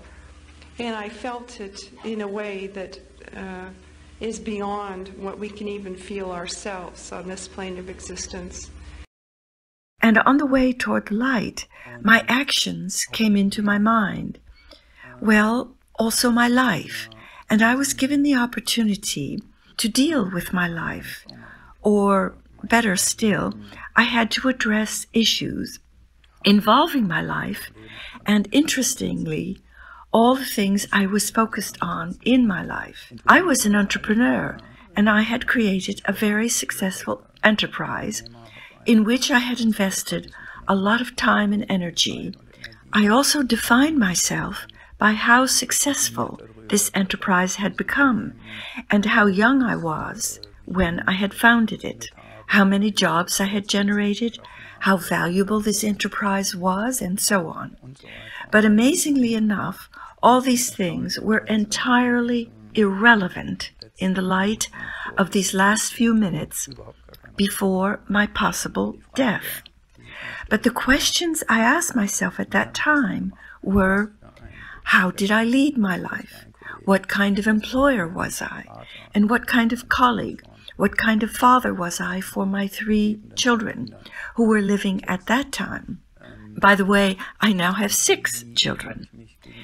So how was my conduct toward my siblings and my friends and my parents and so on? It doesn't matter how successful you've been, how much money you've made, how many kids you've had, what kind of a name you've made for yourself. What matters is, did I touch people? Did I allow them to touch me? Was I living a life of emotional well-being? Was I celebrating myself? Was I proud of me? None of us get enough kudos in life. From our parents, none of us got loved the way we wanted to be loved. And that's the way it was set up. But we have the ability to love ourselves and make up the difference. And that's part of what our job is, to be the highest vision of ourselves that we can be. Imagine what the world would be like if we were carrying that energy, as opposed to the insecure little people that we become. There wouldn't be wars. There wouldn't be people living without basic necessities. There wouldn't be strife. There would be love. There would be support. There would be passion in a good way. And that's what we're working towards, isn't it? To be the best and highest form of ourselves. The purpose of life is to give our lives purpose. to give our lives the purpose of life. The meaning in life is to give your life meaning. And what is that meaning? What is truly meaningful, you know? Is it the physical accumulation of things and awards and, you know, distinctions and whatnot? Or is it truly meaningful to serve humankind and to grow spiritually? I think that's really what we're here for. And in that light, some of us are given a choice to come back and some are not. Some are spoken to and some are not. The stories and the details are all different, and the essential core learning and truth is similar. But in my case, I was spoken to by a voice I heard really well. And by the way, every time everyone's spoken to in the light by a voice is exactly the voice they need to hear, in exactly the language and exactly the tone that we need to hear. And I heard this voice say, Lewis, you are called here to have this conversation and to be sent back because you're not doing your work. In response to which I said, I surrender, take me, I'm yours, I will do your work. I must have been imagining I was being called to be a missionary of sorts. And I was told immediately, no, Lewis, it's not my work you need to do. It's your work. It's your work. It's your work. It's your work. We each are doing our own work, and I got it very clearly. It's your work you need to do, Lewis. Great. Tell me, what is my work? Here I was in a place where, since all truth is known, I expected the source of all truth to be able to make it easier for me. Didn't happen. Until I went deeper and got that in addition to the words that we're all one under God, I was also given the words that, well, noblesse oblige, you have more than others, so give back. And I went deeper and realized that with those gifts, I had created a feeling of a betterment, and that I had to help others who didn't have as much. And yet I started to discover loneliness, that even though I was told we're all one under God, my experience was, well, we may all be one under God, but somehow I and my tribe am better than you and your tribe. Woo. And the gap that created in me between my spirit and yours was so deep that I didn't know how to bridge it. So I was told, just like Amadeus was just like Mozart was in the movie Amadeus, when that perfect note was hit, there it is. I was told, there it is, Lewis, there's your work. And I was sent back down without any knowledge about how my life would change. And what happened was doors started to open. Another learning from another weakness of thinking that I could control what doors I wanted to open became that doors opened on their own and others closed on their own. And if I could just notice that, if each of us could just notice that, and then move through the doors that open and then use whatever skills we're given in this body and this life experiences to help co-create with the universe. I think that there's a basic purpose that perhaps we all have. And this basic purpose is to remember that we're more than this physical form, and to remember that there's inspiration from that other realm, and to remember that this life is very short and that love is all that matters. If we do something with love, not are we loved, but do we add love to this world? Do we make someone's life better by doing something kind, by smiling at them, by helping them in some way, by being a support in their life, by helping others feel like they're part of a community, that they matter, that they have inspiration to move their own lives forward. If we can inspire people in some way to do that, then we're helping. But what is our purpose? When you see someone really on fire and just like in the zone, whether they're an athlete or whether they are creating a new business or whether they're excited about having a child or whether whatever it is that this person is really on fire about, then their soul must want that on some level. There's something that's pushing them forward. So don't overthink it. People go to a psychic or they go to someone and they say, what's my soul purpose? It's like, well, it's going to unfold for you. And you can find this more through meditation. So I believe that our higher self can look back and give us a little bit of a hint of what to do. And many times it's just to express the best version of yourself, maybe to transcend your own wounds or your ego at times, to go, you know what, I'm going to be calm in this situation. I'm going to be aware. I'm not going to react in a way that's going to cause pain to anyone. I'm going to remind them of their connection to something beyond themselves and my connection to something beyond myself. And we're going to be our highest and best selves in this moment. And when you're able to do that in times of difficulty, then you feel like, oh, I've touched my purpose. You know, I'm learning, I'm growing. So perhaps our souls are really on a mission here to remember who we are, to remember that we're light, to remember that we're love, to shine the light of who you are.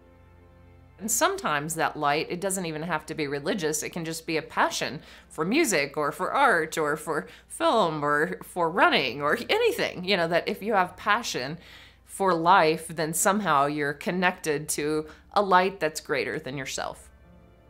And one of the things I do to stay motivated in my own life is I think about the end of my life, that future life review, and I think, what do I want to accomplish, and am I working towards that? And am I going to be excited about what I've done right now when I'm at the end of my life? And anytime I'm doing something to help others, because I know it's not about me. It's about the person watching this who is in hospice or just lost a kid or who is dying or is hurting. And if my message helps someone feel more at peace or feel more connected to nature or more connected to this idea that we go on and there's so much more magic out there than you could ever dream of, then I've helped people live a better life. So one of the things all people can do is think, this life goes by so quickly. What is it I'm doing right now in the middle of my life that's going to make me happy when I look back?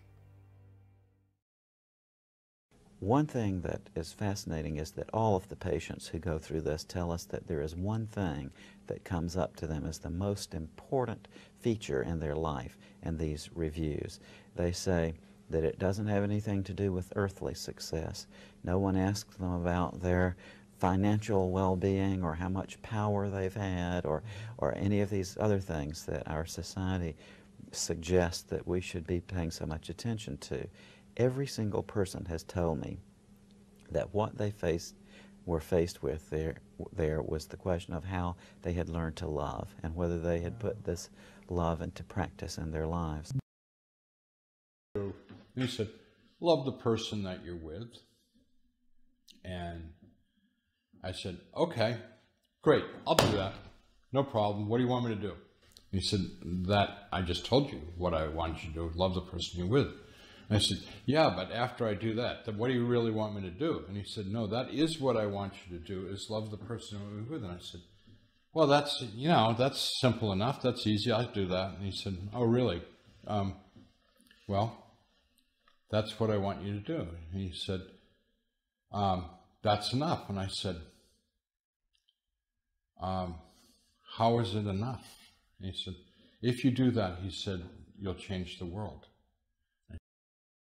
That's what it's all about there. Jesus said to me that our purpose for being here on this earth is to learn to love, and that is one of the most important things, that if we love one another, everything else will be okay. I was told very clearly what our purpose is, and your purpose is to love. It's that simple. Hard to pull off cleanly, but you are here to love. And I'm not just talking about the warm fuzzies. Most people, when you say the word love, they think warm fuzzies. Love is a far more multi-dimensional, complex thing than just the warm fuzzies. There, it's very obvious. everything is made out of love. Made out of it. Like, this is love. This is an expression of God's love.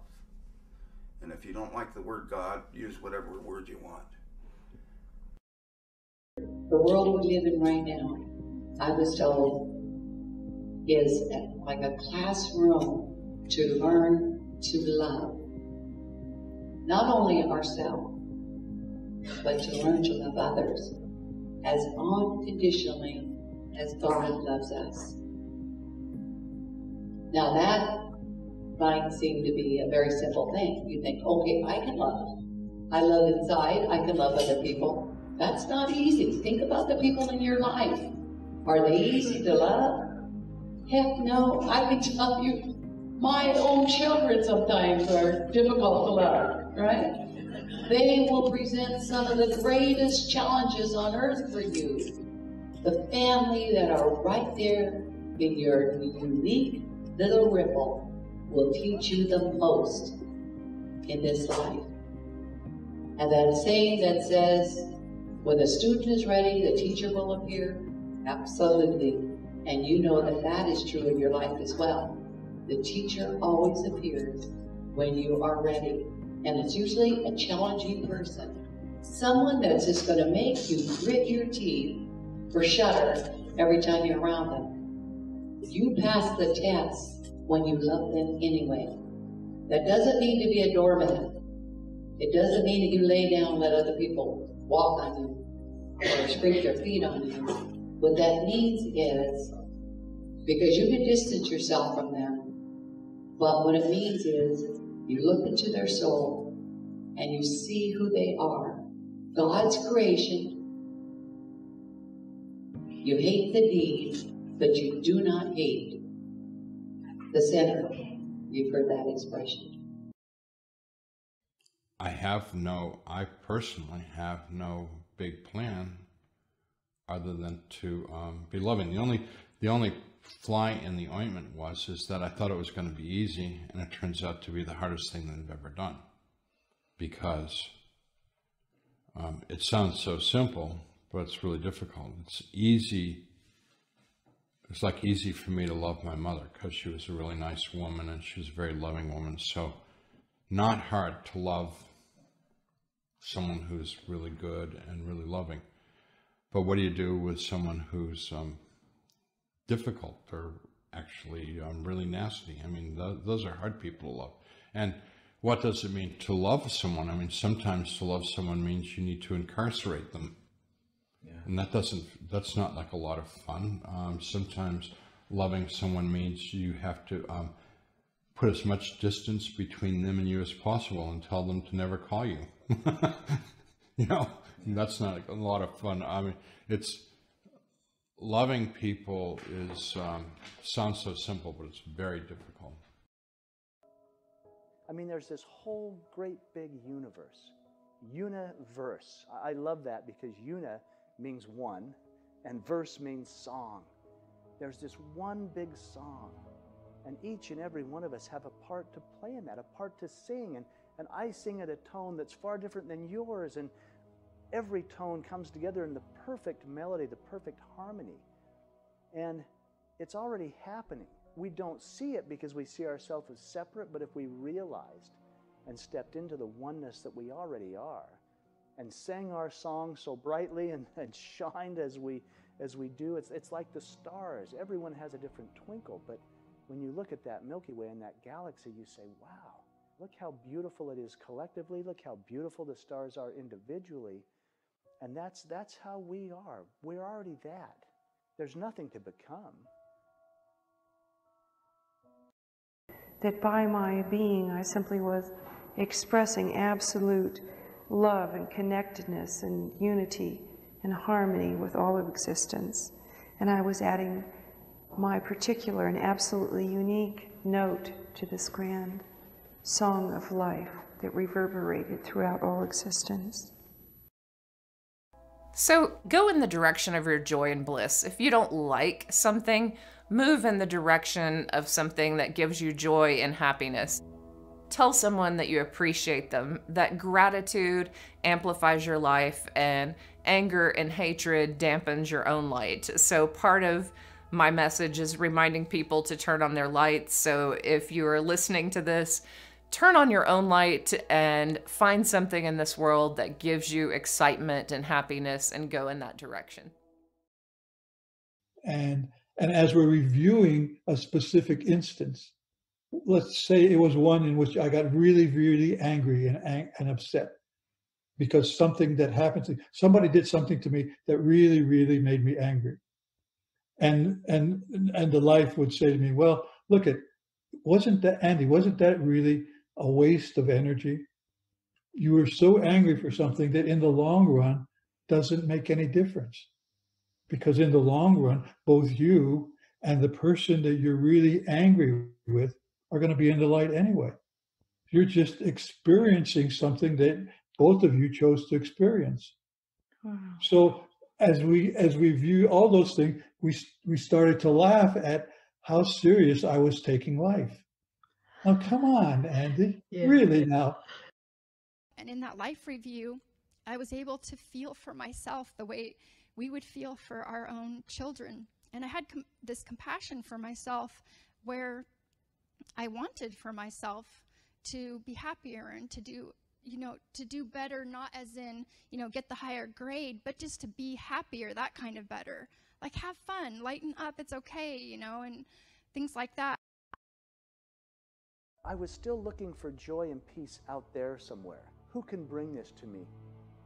Tanya, if she could just love me enough to make me feel okay, or if the boys could just love me enough to make me feel okay, or in my job, or whatever else I was grasping at to feel like I was wanted and I was loved and I was okay, even though I had been in the arms of God and felt perfect, but I was still looking for it for an outside source. In fact, I was wandering around thinking, where's all that love I felt here?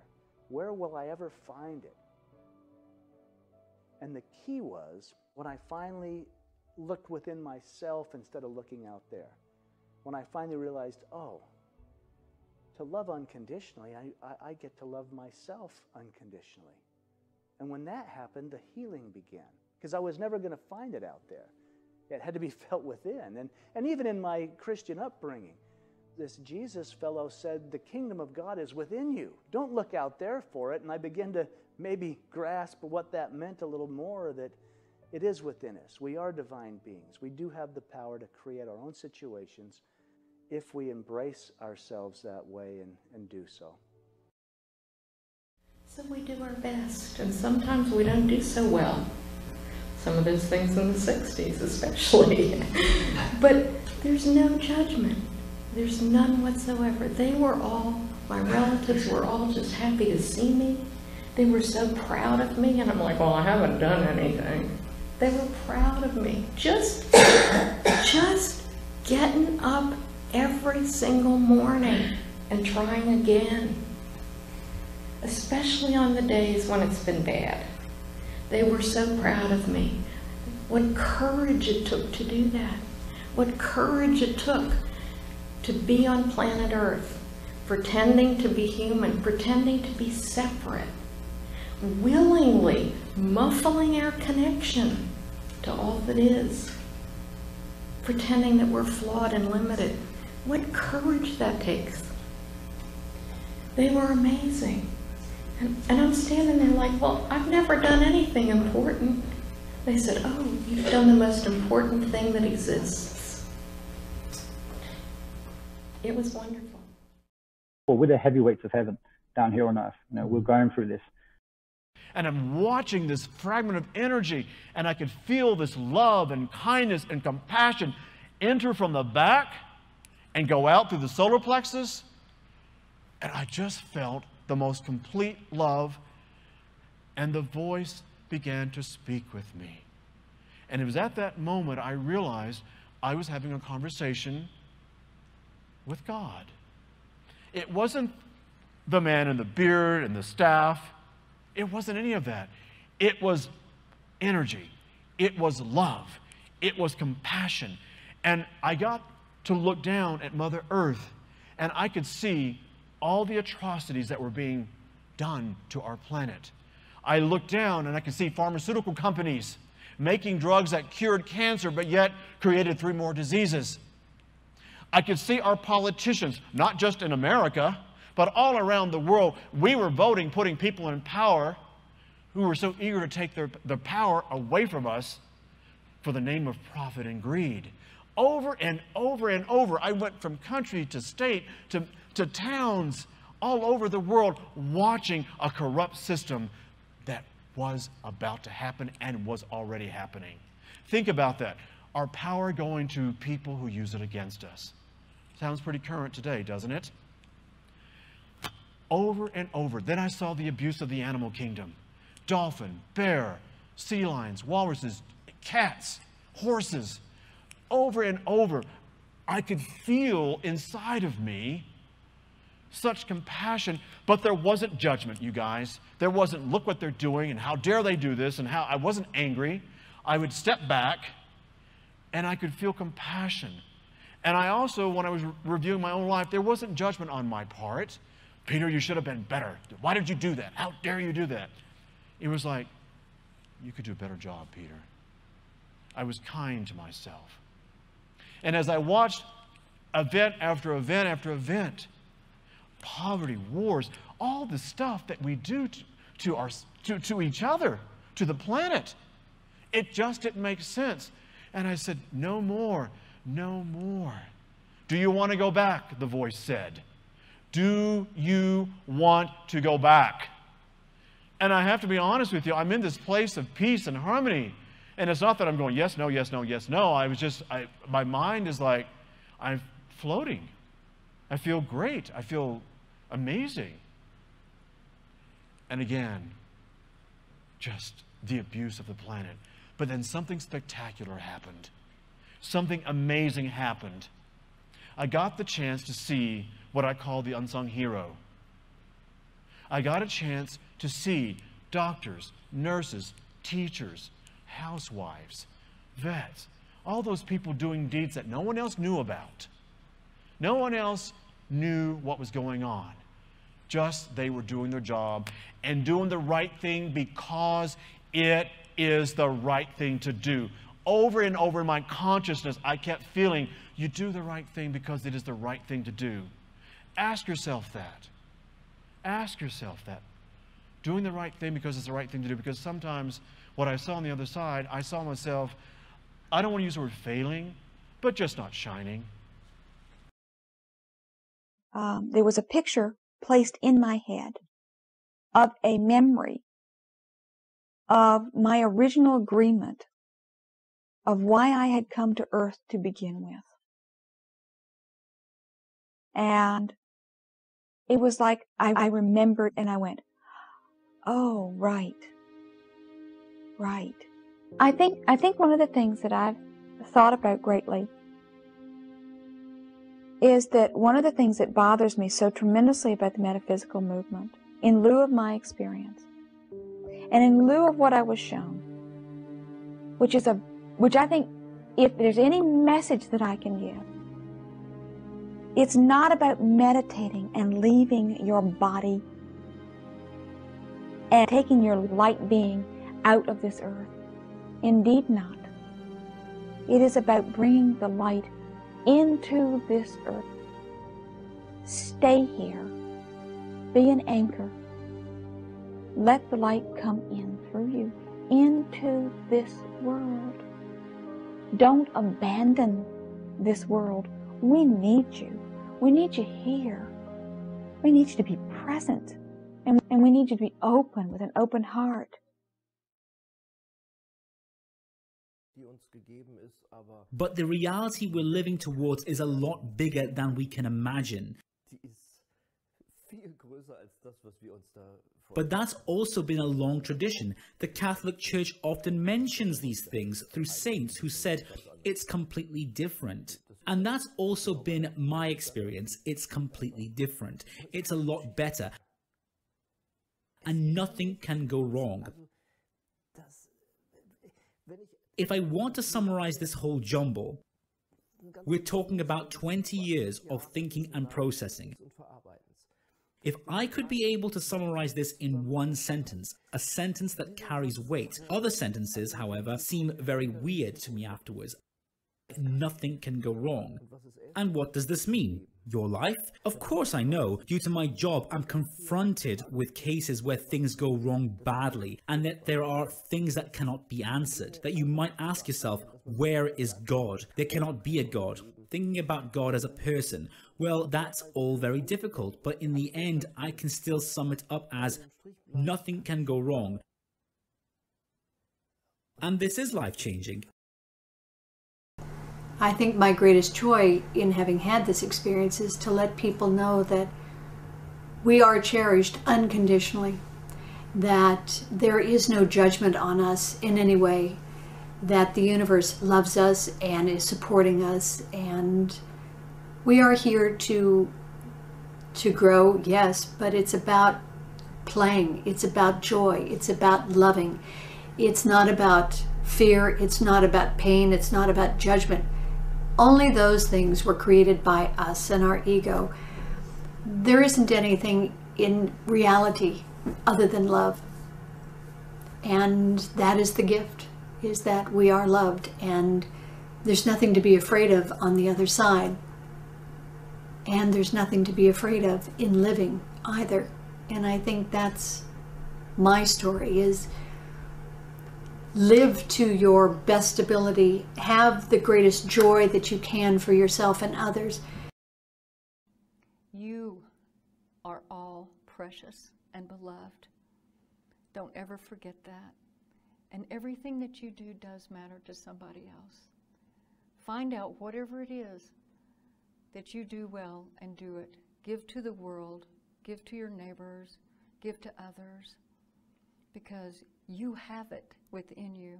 Everybody does. That special talent, that special gift.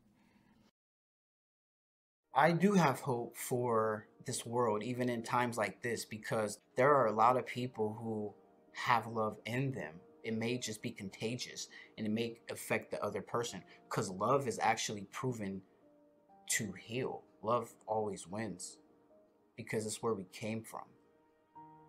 Everyone has talents. Everybody is useful for something. Somebody might be an artist. They can draw so well. Me, I was really into music. So I would try to use that as a positive thing to try to help people through tough times. Maybe they can listen to my music to get stressed out. Somebody might be a good cook. We all need food. You know, they have chefs, the most professional chefs. That's a talent. That's a gift. Somebody might be a great speaker. Everybody has talents, and everybody's useful in this world. I believe that we are beautiful spiritual beings who are here for a very, very brief time in these clay vessels to learn lessons for our souls and to learn how to love one another better, to learn how to treat each other the way that God wants us to treat each other. And then I think we move forward. I believe that we are here with great purpose and on purpose. Do not think for a minute that you're an accident. And you were born to who you were born to. And you were with people that you are with now as a great divine plan. We learn from our families a lot sometimes that we don't want to learn. But they are teaching us as hopefully we are teaching them. I believe we're here to take care of the earth too, and all the animals, the plants, everything. And when we do that, my patients teach me that it's not about getting an award. It's not about getting a pat on the back or applause. It's because it's our duty and a really wonderful opportunity. You see, all those who tell me of their near-death experiences say they want to contribute in any way to make a difference in whatever their life has left for them here, in whatever little town they live in, whatever community, whatever business they're doing.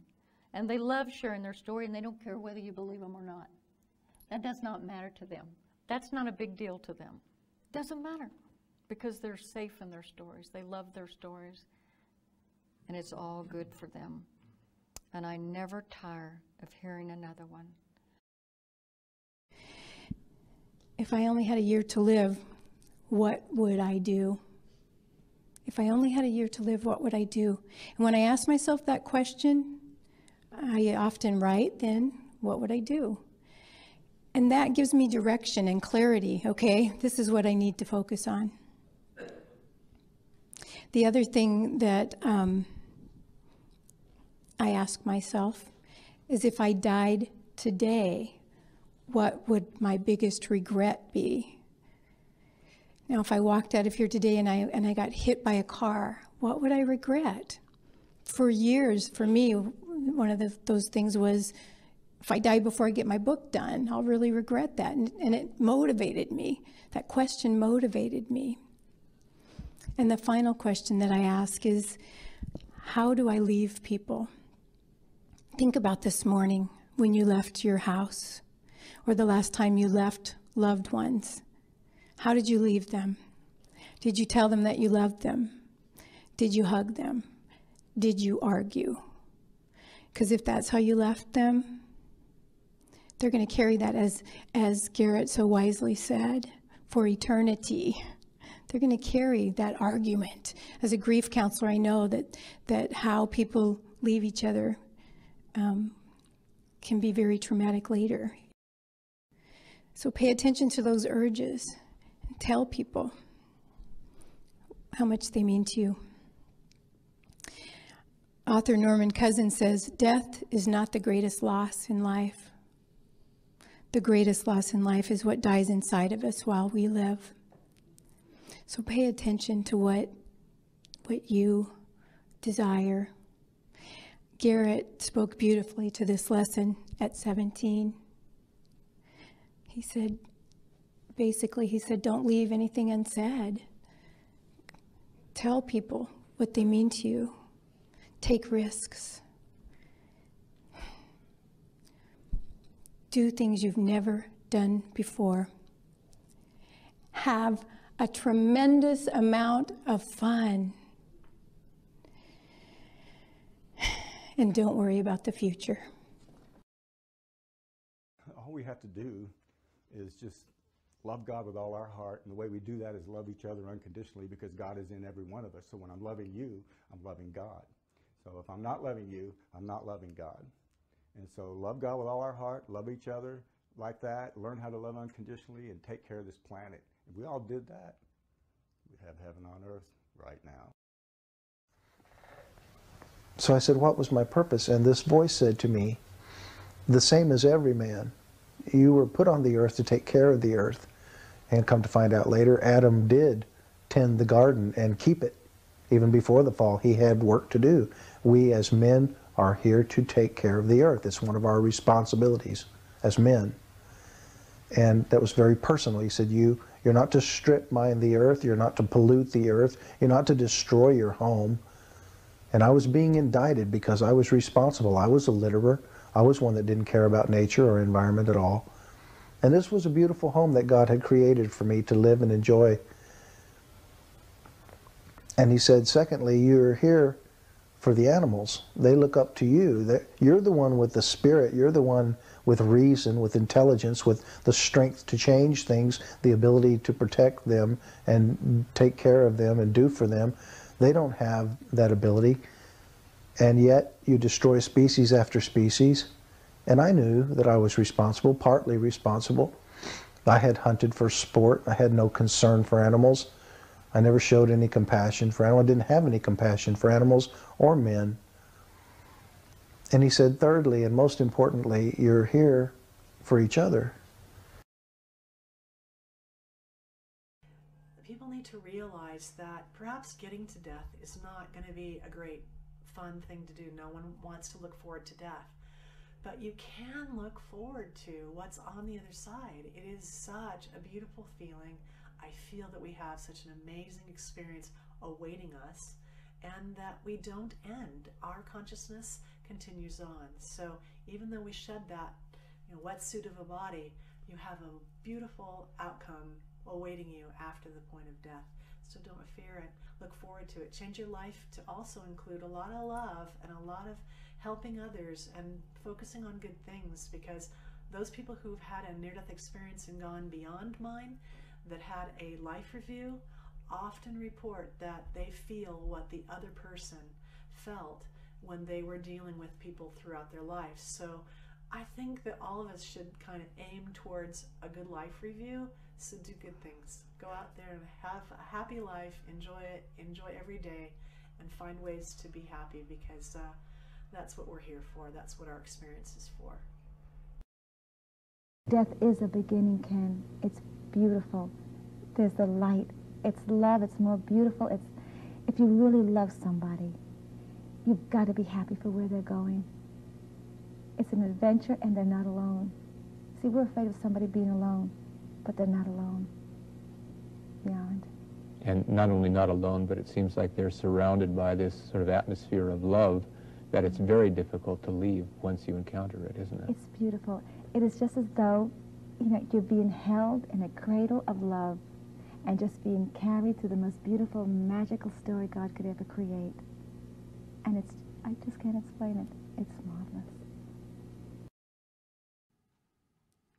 So God swept me and showed me all of earth. And in showing me all of earth, I saw that the length of my life was the wink of an eye. And timelessness, time has no meaning. And I saw every human being on earth individualized. And I saw them loved in the same way that I was loved in heaven.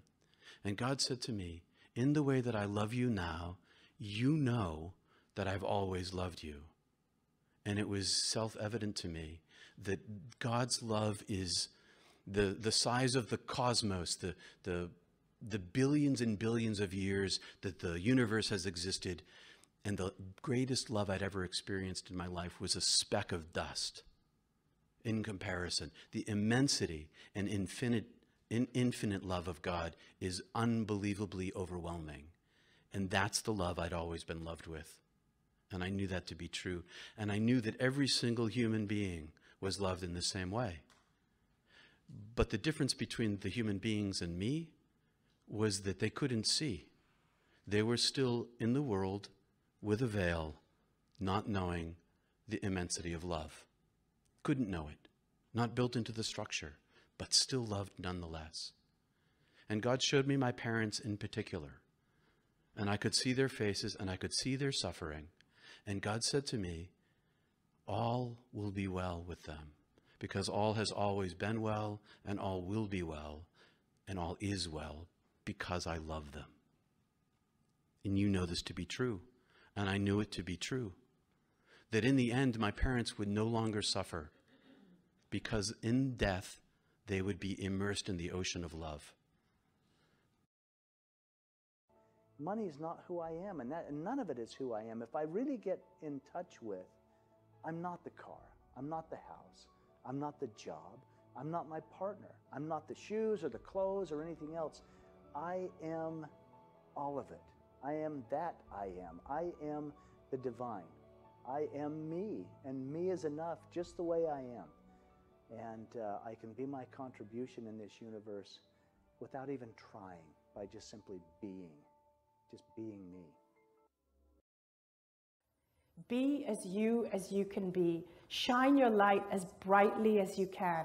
Embrace your uniqueness. Just realize who you are, get to know who you are, love yourself unconditionally, and just be yourself. And with those 5 things, I invite you to go and live your life fearlessly.